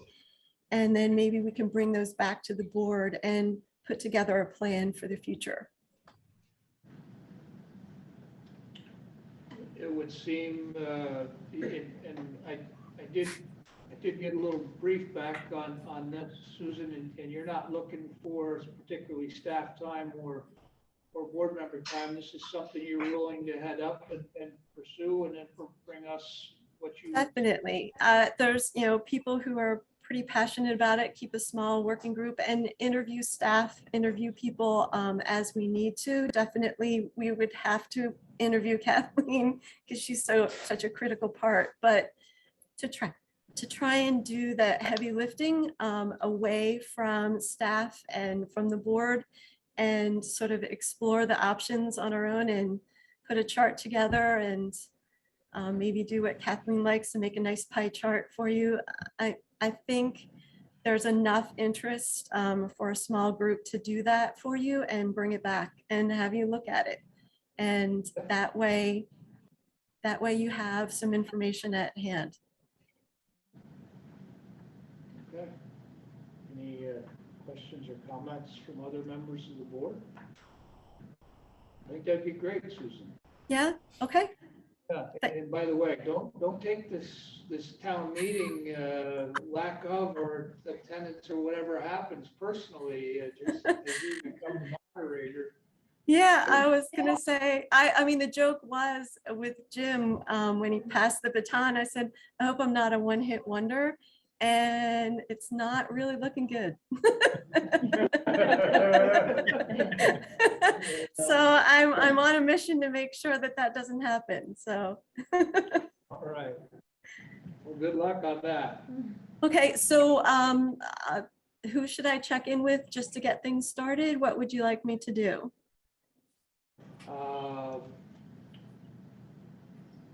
How about just writing an email to Kathleen, myself, and Heather as the town manager and leaders of the board, just kind of confirming what you're proposing. Okay. And a timeline, and I would say you would be bringing it to us after town meeting this year, but it would be looking at the future. Yeah, I was looking at sometime during the summer, and that's sort of past the budgetary timeline and things like that. So, okay. That sounds great. Thank you very much. I appreciate it. Okay, thanks, Susan. So at any point, are we full on to have it in person this year, no matter what, or are we gonna be able to shift to? I think on the 25th, as we'll have to have a decision, a discussion, but I would say it's between options 1 and 2. I don't think that we're interested. We talked about it at length last year, and it creates issues to push it back. So I think it's whether we have an information meeting or if we have a full-on town meeting. I don't know if we're gonna have enough. I don't know. We'll see with the 25th, what kind of information we've got. And we're not gonna be much different than we are now. That's probably the situations. Okay. I'll send you an email I got from a brief from Mass General, so it was really interesting. You gonna make me feel worse or? No, it's gonna make you feel, I think it makes you feel better in the end. It's interesting, I saw something today that talked about, because there's kind of a social media movement of, why don't I just get infected, you know? And so there was an article about why you don't want to do that. So it's kind of a little bit counter to that Mass General article.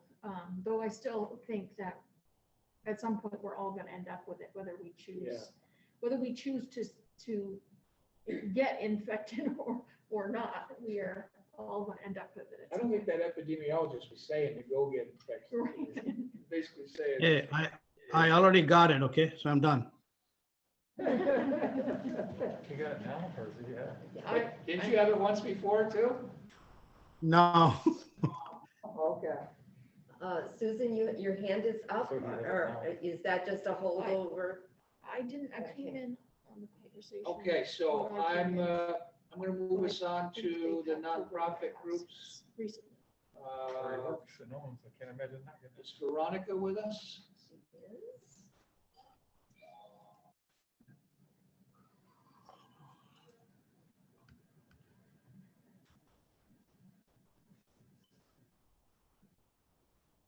7:45 on our agenda.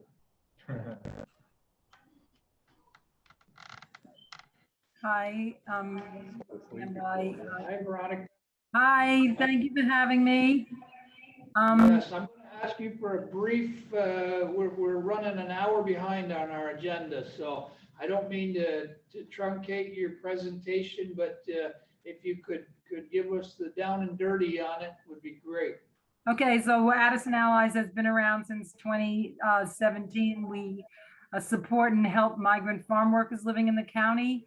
I am the only paid person. I get paid from a grant from United Way. I get very little money to coordinate things, $8,000 a year. All of our other money comes from grants. I do all the grant writing. And we get a lot of donations from individuals and some fundraising like through the co-op. And we're just asking for some funds from as many towns as our volunteers have been. A volunteer that lives in each town is asking the town for funds so that we can continue our work. Last year, we got about $11,000 in individual donations to help migrant farm workers who were sick or lost their jobs due to COVID. And out of that has come a realization that a lot of people need a lot of things, as far as like when people are newly arrived here, they don't have boots, they don't have clothes. And so we've been helping people. Before the pandemic, we helped people mostly with English and rides to the clinic. And since the pandemic, we've been helping people with more things like beds, refrigerators, and we don't buy them, we get them. I get them donated from Front Porch Forum, but sometimes we have to pay to transport them. So anyway, if everybody has any questions, I can answer. Questions or comments on Veronica's presentation? Nick or Fahad? Okay, well, thanks for the work you're doing out there, Veronica. I have to say I had not heard of the work you're doing, but reading your presentation that you provided to us, that's in our packet, that's quite a lift. Good luck. All right, well, thank you very much, and thank you for having me. Okay. And thank you for all your work. Thank you, Veronica. Okay, bye. I think Claire may be in the audience.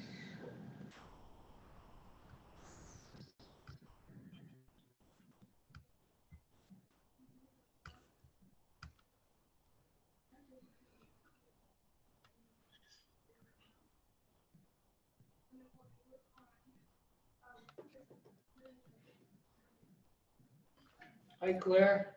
Hello, good evening. I've not done So, Zoom webinars quite like this, so this is new for me. yeah.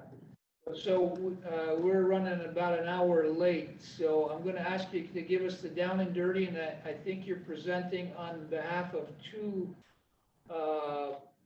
groups, the Vermont Family Network. Well, let's see. We got the Rutland Area ARC and Just Vermont Family Network. okay, yeah. It's listed twice for some reason. Oh.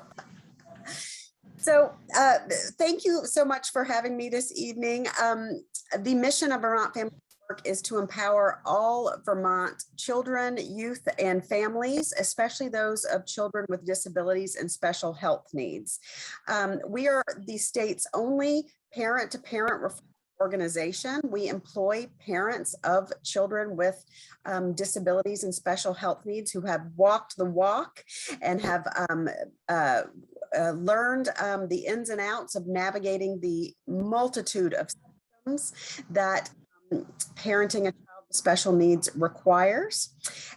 We support families through our helpline, through training, we train professionals and future medical professionals. We will support families with school meetings. Now with Zoom, we can actually attend a lot of those school meetings to help parents learn to be the best advocate for their child. And for families who have a child with a diagnosis, it is simply an incredibly scary and confusing thing, and in many cases cycles throughout that child's life. And parents need supports, and they need parents who have been through it to partner with them. And that is what we do. We are reaching out to towns all over the state and asking them for funds to help support our family support program. And last year we were able to support 3 Middlebury families and 2 professionals that live in Middlebury. And I'm happy to answer any questions. Yes, thank you, Claire. Are there any questions of Claire? Nick? I was just wondering, Claire, so I still don't really understand exactly what you do. And I would say this is an organization I'm not familiar with, but what do you do that's not done by the state, by a state agency? I mean, it seems like there might be some redundancy in here, but I don't know. I mean, this is, again, I'm not familiar at all with what you do. So, you know. Great question. So again, what really makes us unique is we are the state's only parent-to-parent referral organization. So our staff are parents, actively parent children with special needs, and we work to support other families and parents with children with disabilities and special health needs. So we have a parent match program. We train parents on various things that they need to know around state systems, around education systems and health systems. Simply, and we all know this just because we're living in the world, simply a health insurance is incredibly challenging. And when you have a child that has complex medical needs, to navigate every little entity of that is incredibly frustrating for families, and especially families that may struggle anyway with accessibility and time and socioeconomic status. So what makes it unique is we are parents actively supporting families.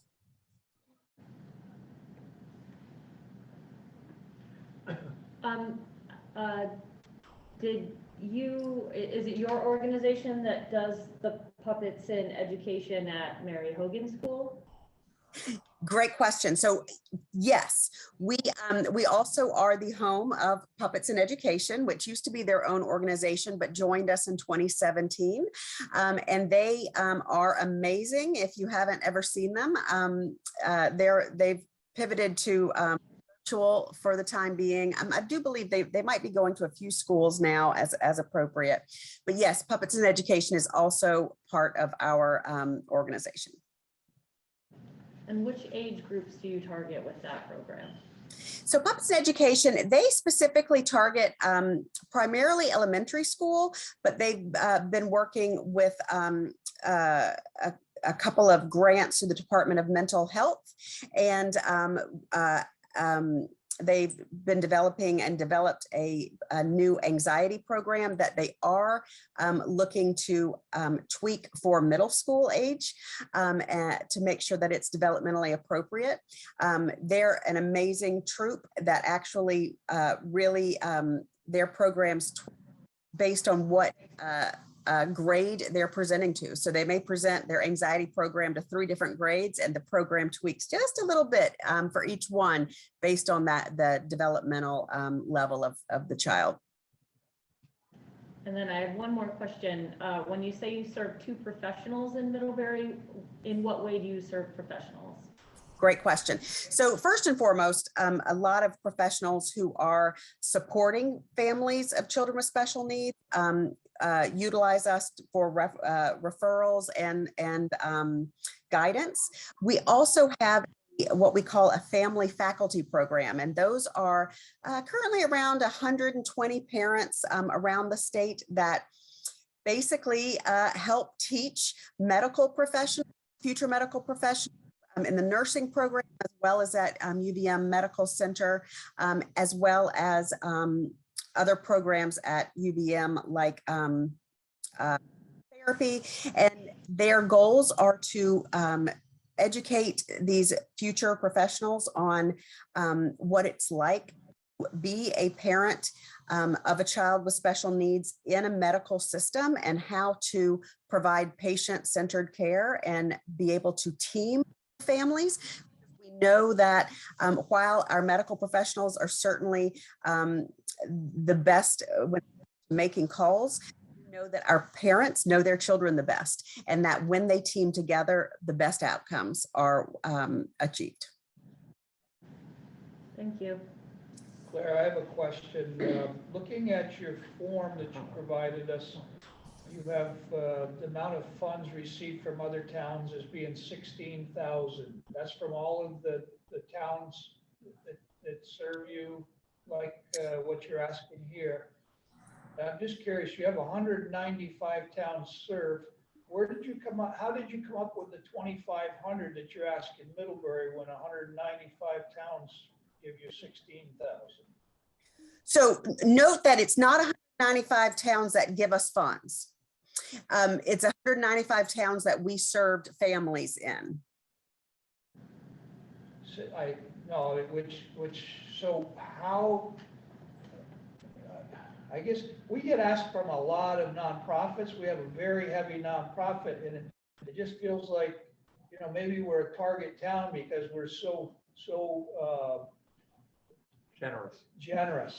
And I look at that, you get 16,000 from the communities from throughout Vermont. It might be only from Stowe, Middlebury, and Manchester or something. I don't know. It just I'll tell you, it's from about 35 towns.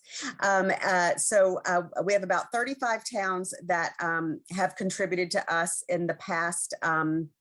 Over the past about 5 years, we've been asking more and more towns, just because capacity wise, you know, we weren't prepared to go all out on the first year. But we have about 35 towns that give to us, and we ask towns based on their population, the number of people based on the last census. So we have about 35 towns that contribute to us, a couple at a level as high as 2,500 or more, and many towns that will give us $250. We have a few towns that give us $100, but the total is of that 16,000, and that might be a little low. Sometimes, as you know, towns like the check will come in at right at the end of the fiscal year or right at the beginning, and so it may vary a little bit from year to year, but it's about right now, and we're continuing to try to grow that, of course. Okay. Any other questions? I had one more. Do you assist families who have adults in their family with disabilities or only children? So we certainly do. While you know, originally our mission, you might be familiar. I know one of you mentioned that you were not familiar, but you might be familiar with VPIC, Vermont Parent Information Center, or Parent to Parent. Those were our original organizations that about 13 years ago came together to form Vermont Family Network. And then Puppets in Education joined in 2017. So while technically the focus is on children, we define that as age up to age 26. And what we know is that families with children, adult children with special needs, certainly need that help as well. We have a strong age population of parents who don't want to leave behind children that they don't know, you know, what their future holds. And we also working with doing a lot of advocacy with the state right now around housing options for adults with special needs, because there aren't a lot of options for adult special needs who don't qualify for home share, or where home share is not appropriate. And so, yeah, they are doing a lot of work with families with adult children. Okay, thank you. Okay, thank you, Claire. Thank y'all so much. Next is item 8A3. So the Rutland Area ARC has asked again for $300 in new funding. We talked about this last year. And because they aren't Madison County, we had decided to pass on that. Is there anybody who has interest in discussing that that could be a proponent for it? No. Seeing none, we're going to move on. The next is the Vermont Rural Fire Protection Task Force. They're asking for $100. Will they do service?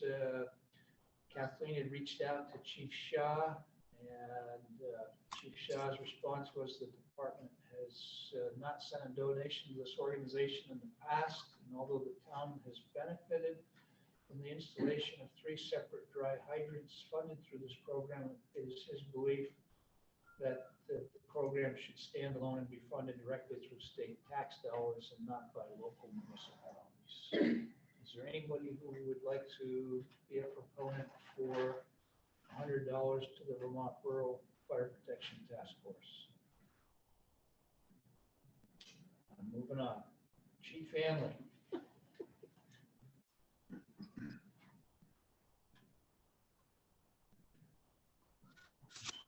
Chief, late. I'm trying to get him to bed. He told me he had a 9 o'clock witching hour. But... Here I am. Mr. James. Hey, Chief. Just took a while to get through the system. Oh. All right, we got cruiser bids. We've gotten, this is a 1-car year. We've gotten bids from G-Stone Motors, 2 from G-Stone Motors and 1 from Stone Chrysler Dodge Jeep Ram. The low bid was a Ford Interceptor utility with a 6-cylinder gasoline engine. There's only $3,000 in between all 3 bids, by the way. So you've got your hybrid, Ford utility hybrid at the high bid at $35,929, and then a Dodge Charger at $33,553. The Charger comes with a built-in console, so that's not something we have to aftermarket order, which we've got to do with the Fords. We're looking at at about 1.5 years, 2 years now with the hybrids, and we're getting about double the mileage out of a hybrid as we are from a gasoline car. So, unscientific study, but just reviewing gas bills over the period of time. There is a split preference in the staff here. Some of them like the sedan better than the hybrid, easier to get in and out of or something. Anyway, all 3 of these are suitable for service. They all have a history in service. The Charger no longer has the 8-cylinder Hemi, but has the 6-cylinder all-wheel drive gasoline engine. So I give it to the board here, if there's any questions or any preference on the board on the vehicle type. Any difference in availability on these, chief?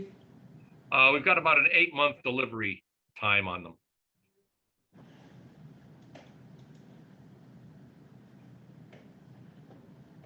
Can I talk?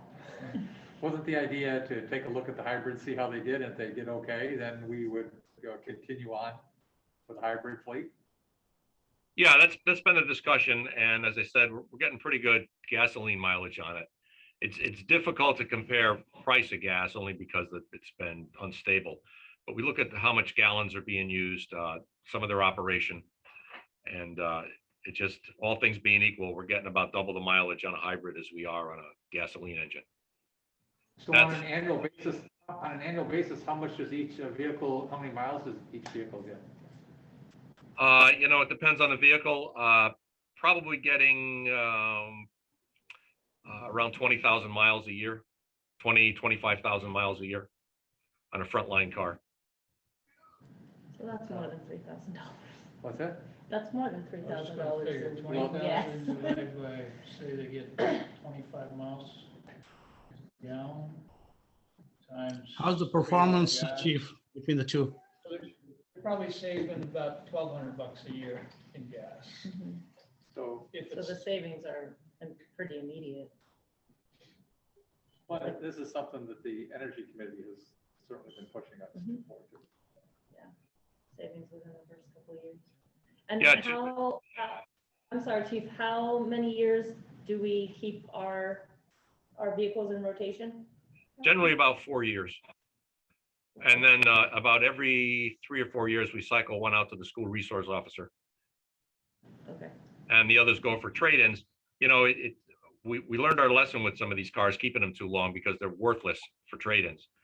This year we got $8,000 for the one car that we have, which just reduces the cost of the overall cost of the replacement. Just to answer Farad's question, some of them like the sedan better only because of the style of the car, the maneuverability of the car. They're all-wheel drive, so they handle just as well. There's some that are not comfortable with the transition between the gas and electric engines. It would say that the vehicles tend to jerk forward a little bit. And you really have to get used to them to make sure you're not running into the guy in front of you with a stop sign. So they've had a bit of a learning curve with those operations on those. They will scoot, is what he's saying. Oh, they jump. Yeah, when they switch from one to the other, they'll give you a pretty good jump. When you're out. Straight acceleration. It's just the acceleration thing. I mean, police officers should be able to handle that. So Nick has his hand up. Hey, Chief. So, I mean, it looks to me like basically when you take just rough calculations, the cost differential for the hybrid versus the gas engine with the reduced savings and fuel burn, cost-wise, is probably pretty well a wash, pretty close. Are you seeing anything that's higher maintenance issues with the hybrids that would, skew the costs one direction or another? No, not so far. Again, they stay in frontline service for 4 years, and we research the batteries on these things, and they'll generally go about 7 years before a battery needs to be replaced, and that's well beyond the surface life of the car. Yeah, actually the batteries have, in all vehicles of these types, have really exceeded expectations. Is it a 3-year warranty on these, or what's the warranty on these cars? Off the top of my head, there is a warranty, and I don't remember how long it is. There is probably somewhere in the 3-year. 3-year, okay. So, but otherwise, the difference between the gasoline and the hybrid Explorer is essentially the police officers find them pretty comparable. Huh? Well, we're getting twice the mileage on the Interceptors, the SUVs, and over a 4-year use, that would probably be fairly significant. How has the hybrid because the last time we bought we opted for a hybrid and for a Charger just for comparative analysis. How is the hybrid versus the Charger? Well, the Charger we're getting now has the 6-cylinder engine. It's a smaller engine because we specify now all-wheel drive, so we no longer get the Hemi, the large engine. It's a matter of personal preference. Some just like the sedan; they're more comfortable in the sedan, and Some prefer the SUV. Operationally, there isn't a whole lot of difference. I do like the ground clearance on the SUVs, especially if we have to go off the road a little bit or chunks of snow and things in the road. Yeah, and I remember that actually earlier in my board days when we didn't have any all-wheel drive vehicles and that being a major concern. So I'm glad that we pretty well replaced the fleet with those that'll go further. Okay. They all, or both of them, operate fine in inclement weather, snow, rain, slippery roads. And funding and budget wise, I mean, this is within the budget we had for, if we take the hybrid as the most expensive vehicle, they're all within the budget that we have allocated, correct? They are. There's a little more stiffer upfit cost with the SUV than there is the sedan. Does that keep us within the budget? Oh, yeah. I had worked it out with Dan what it's going to cost. Now, periodically with these cars, every X amount of years, we also replace the radio and the light bar. And that avoids going to capital cost to replace these things. So we've actually built budget-wise these components into the replacement schedule. Well, it seems to me, I mean, that's the thing is that the hybrid vehicle, at least we're getting an immediate return on investment and not something theoretical. And, you know, cost wise, it's like I say, it's pretty well a wash for what it is with a gas engine and the lower cost versus the hybrid with the reduced burn rate. And so I don't see any reason not to continue with, you know, working with hybrids unless something. You want to make a motion then, Nick? What's that? If you're good with it, let's make a motion. It'd be a good thing because we're running an hour late, Chief. That's fine. Not this chief, the other chief. Okay, I moved to award a contract to G Stone Motors for the purchase of a Ford Interceptor utility hybrid vehicle for $35,929. Second. Moved and seconded. Any other comments on it? All in favor, signify by saying aye. Aye. Those opposed? All right, Chief. Hey, thanks for staying in there with us. Not a problem. Thank you. Thank you.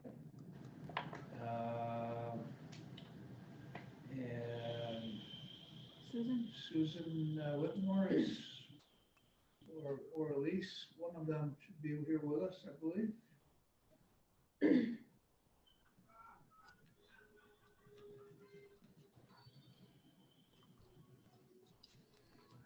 Hi, everybody. Hey, Susan. Hi. Elise, Sean, I'm Susan Whitmore. I'm the Executive Director of John Graham Housing and Services, headquartered in Virgins, but we have properties in Bristol, Middlebury, and Virgins. And Elise Schonbacher of Addison County Community Trust was going to be joining me tonight, but she had to jump off after we started running a bit behind schedule.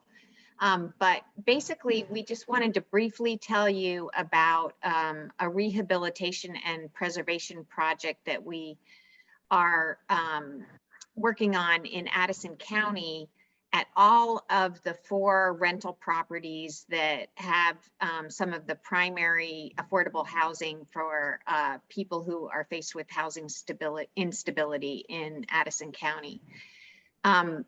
John Graham has teamed up with Addison County Community Trust because they have worked for some time with many rental properties that provide affordable housing, and they have a really excellent maintenance record, and they produce beautiful buildings that really reflect the esteem that we want our residents and tenants to also have, as we are working with them on the service side to build their self-esteem and work on their healing so that whatever contributed to their housing instability can be addressed. There are, as you all know, there are a lot of dollars coming into the state through the ARPA program, the American Rescue Plan Act funding. And some of it is allocated for housing in general and also affordable housing. So we are planning on a large request to the Vermont Housing Conservation Board in February, the February grant round, but we've already started on the preliminary work associated with assessing the feasibility of our project, and that is well underway. And we've secured funding for feasibility studies from Vermont Housing Conservation Board and also through St. Stephen's Outreach Committee. Basically, we just wanted to let Middlebury know that this was going on and that we're very excited about it. All 4 of our rental properties, in one of which is at 42 Pleasant Street in Middlebury, have deferred maintenance issues that have become pretty significant, and we're really looking forward to addressing them. So the financing for the project will be a combination of grant funding, hopefully low-income housing tax credits. We just completed an application for that through VHFA, the Vermont Housing Finance Agency, and we're moving forward with the other grant requests early this year. The entire project will probably be about a two-year development span. So I'm happy to answer any questions. Basically, we just wanted the select board to be informed. And when we applied for the tax credits, this was suggested to us to start this process with the towns where we are located. So we met with the Bristol Select Board last night, and we have yet to meet with Virgins. Okay, well, we appreciate you letting us know, Susan. Certainly the letter that we got from you kind of introducing us to what you're seeking makes a lot of sense. I don't see us having any issue with it. We certainly want the housing, need the housing. Yeah. And so I wish you luck on getting the grant funding for this project. Thank you very much. And thank you all for your service as well. Do you need a letter or something from us? It says, requesting the board. At this point, we just needed evidence that we had informed the towns and that you are apprised. And so being on the agenda tonight does that for us, but I also just really welcome the opportunity to meet you all. I'm new to Addison County. I just started as the executive director in April of last year. And so I'm still on my learning curve, getting to know, the continuum of care here, as well as the public officials associated with each of the towns that we're in. So thank you. Okay, thank you, Susan. Thank you. Thanks very much.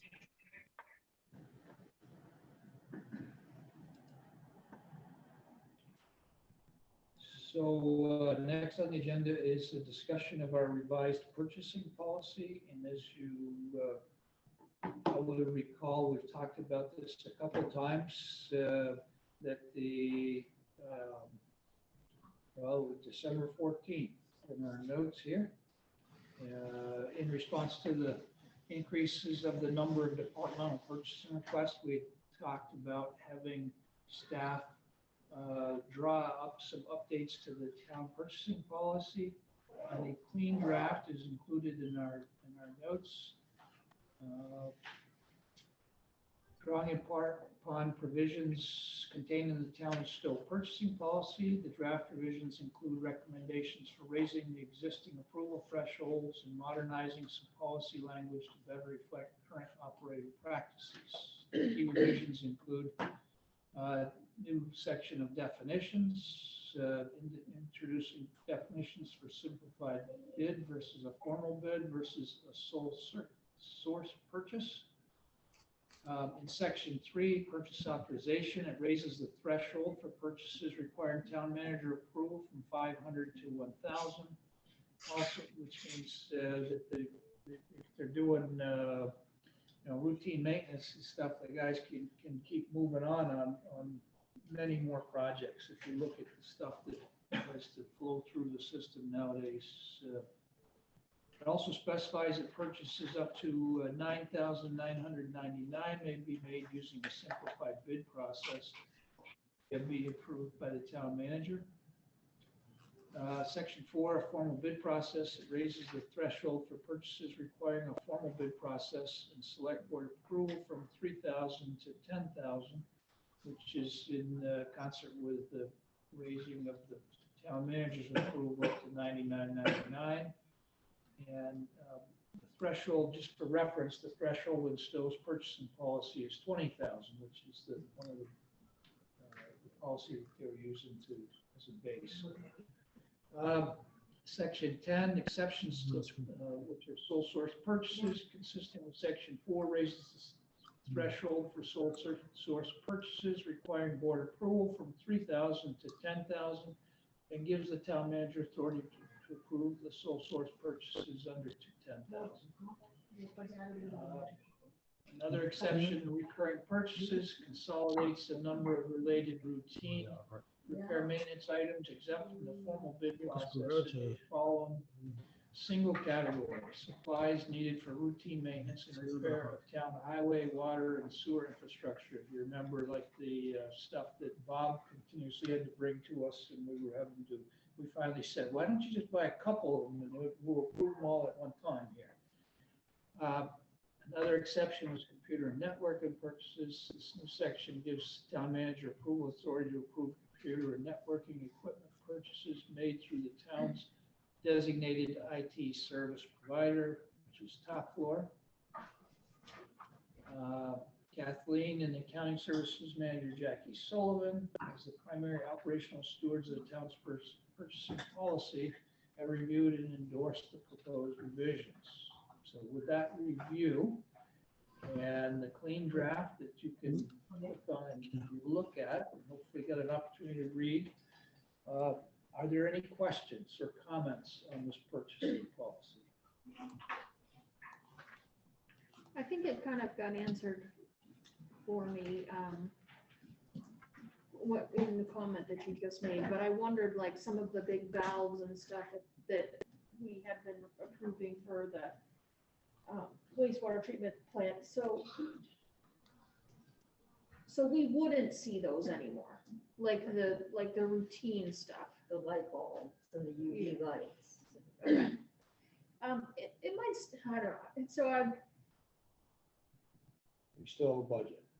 We still. I know. I think I'm good with it. I think I'm good. I just still like to know a little bit, but maybe we work something out, like there's a little summary that goes in the consent agenda or something that just gives us just a little idea of the kinds of things that on what was purchased. Right. If that doesn't require a lot of extra time, just so we have maybe a set, not the little stuff, just, so let's say the stuff that falls in that category that maybe was over $10,000, that falls in those exempt categories, just so we have a sense of, does that make sense? So I do purchase orders for all of those things, and it might be as simple as saying purchase order $22.95 for $20,000 for UV light bulbs for the wastewater treatment facility, something like that. Yeah. I don't know. I don't want to create a lot of extra work, but also just want to have a little bit of a sense of where we might be seeing some of that money go. Yeah. Well, although it's still in the budget, so. You only would be doing purchase orders on those types of things. And do you have an easy printout on your GL that you could just quarterly? We have a purchase order log as well. Purchase order log you share with the board. These are the things that we've been buying. Maybe that's a way to just keep the board informed without having us be anywhere near. Yeah, and it's not really, I'm not looking for like all the details of everything. Like, I don't know, just the bigger stuff. The bigger stuff that might Well, the bigger fall, stuff, anything 10,000 over is going to come here. except for these following exempt purchases, right? Or So is it you're more interested in the exempt purchase? Yes. Okay, Yes. that's fair enough. So the things that are bigger that fall in the exempt is what I'm interested in. Gotcha. okay? All right. I'm not interested in like the whole purchase. You want to just make sure we don't create a loophole and we're not, it just keep us in the loop. Yeah, yeah. Got it. All right. It's getting late. I know, I was gonna say. I can't articulate what I'm trying to say anymore, so. Nick and Farhad, any questions or comments on this? No, based on the trends we've seen, I think it makes sense. This I could- is something that we kind of, it really, it got so that it was eating up a lot of our agenda time to approve relatively routine and small purchases, and it's just a function of how much things have gone up in price over the years, and we hadn't updated our purchase policy.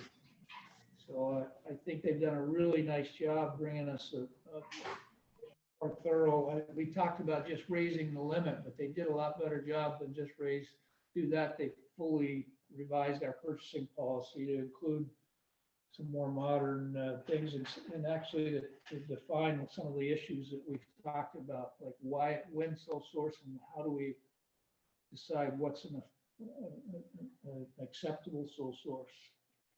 Well, the reality is I don't ever remember us turning one of these requests down when it came to a sole source, because there was staff always did a good job of justifying it. And so, they're typically their critical needs. So I don't see any reason to delay. I can see a situation where this critical need appears right after the day after a board meeting, and it may be time until we act on it, which is foolish. I mean, it might as well go with this, it follows the trends we've been seeing, and just accept it so that the corrective action when necessary can be taken right away. Yeah, and I think I remember suggesting like 5,000, and I think you had made a comment, but we still have to keep track. But knowing that Stowe does 20, I think 10 is perfectly. I mean, I'm comfortable with the way it's written. I think, given the current pricing and stuff, let's do it. Okay. So based on that comment, Heather, I move to approve the proposed revisions to the town purchasing policy as presented. I'll second. You can give that to Farhad. Yes. All in favor, signify by saying aye. Aye. Aye. Okay. Did you say me? Esther's in training tonight, so I I have the believe warrants. Heather's got our warrants here. I do. I have it on good authority that Esther reviewed the warrants today and found them in good order. So I'll move to approve total expenditures in the amount of $669,242.64, consisting of $557,419.84 for accounts payable and $11,822.80 for payroll for the period of December 29th, 2021 through January 11th, 2022.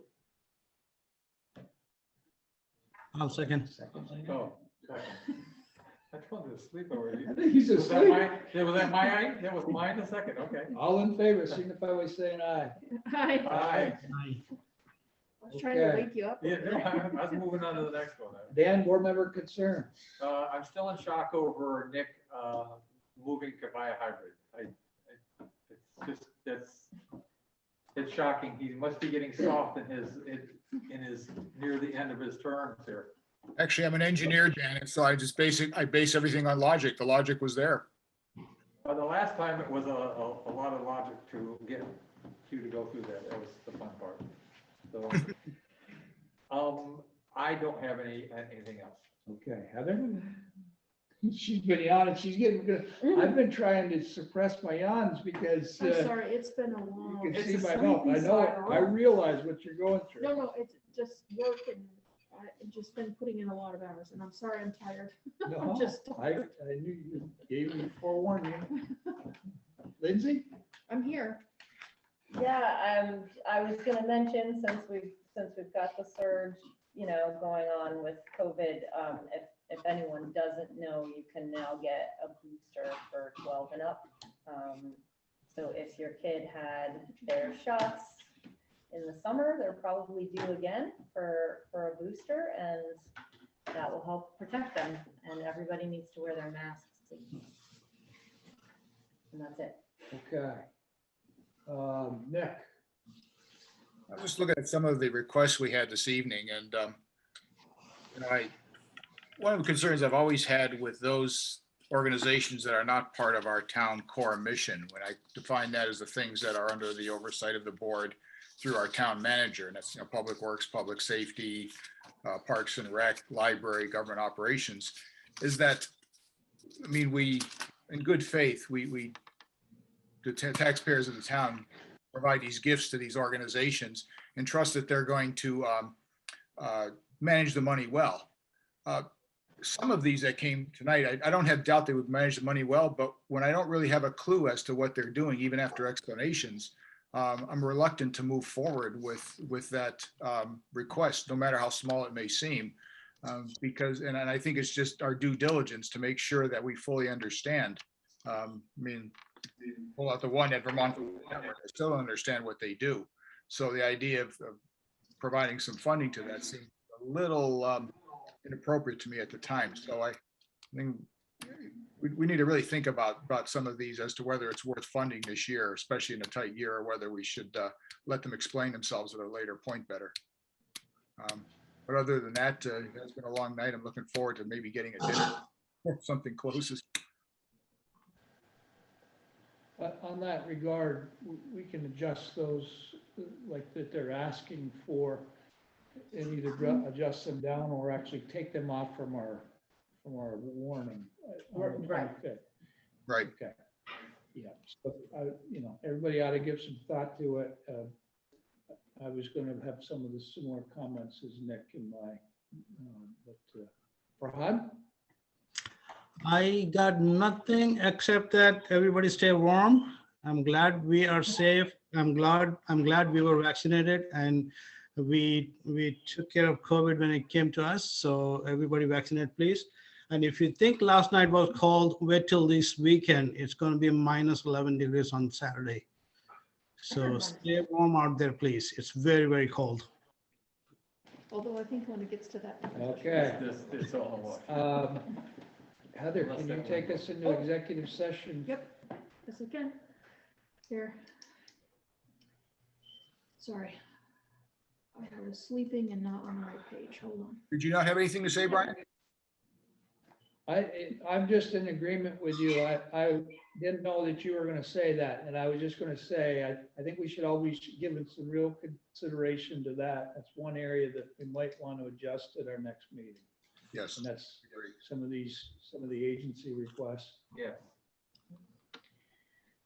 Are you ready?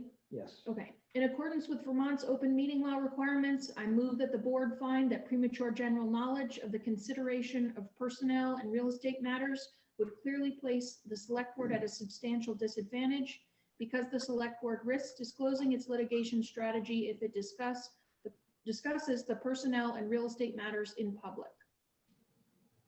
Second. Can I get a second? All in favor, signify by saying aye. Aye. Aye. Opposed? Okay. I further move that the board enter into executive session to discuss personnel and real estate matters under the provisions of Title I, Section 313A1 of the Vermont statutes. Second. All in favor, signify by saying aye. Aye. It lost the energy. Okay, we're going to enter executive session at 9:34. I feel like we should clap for whoever made it this far. Any of the attendees.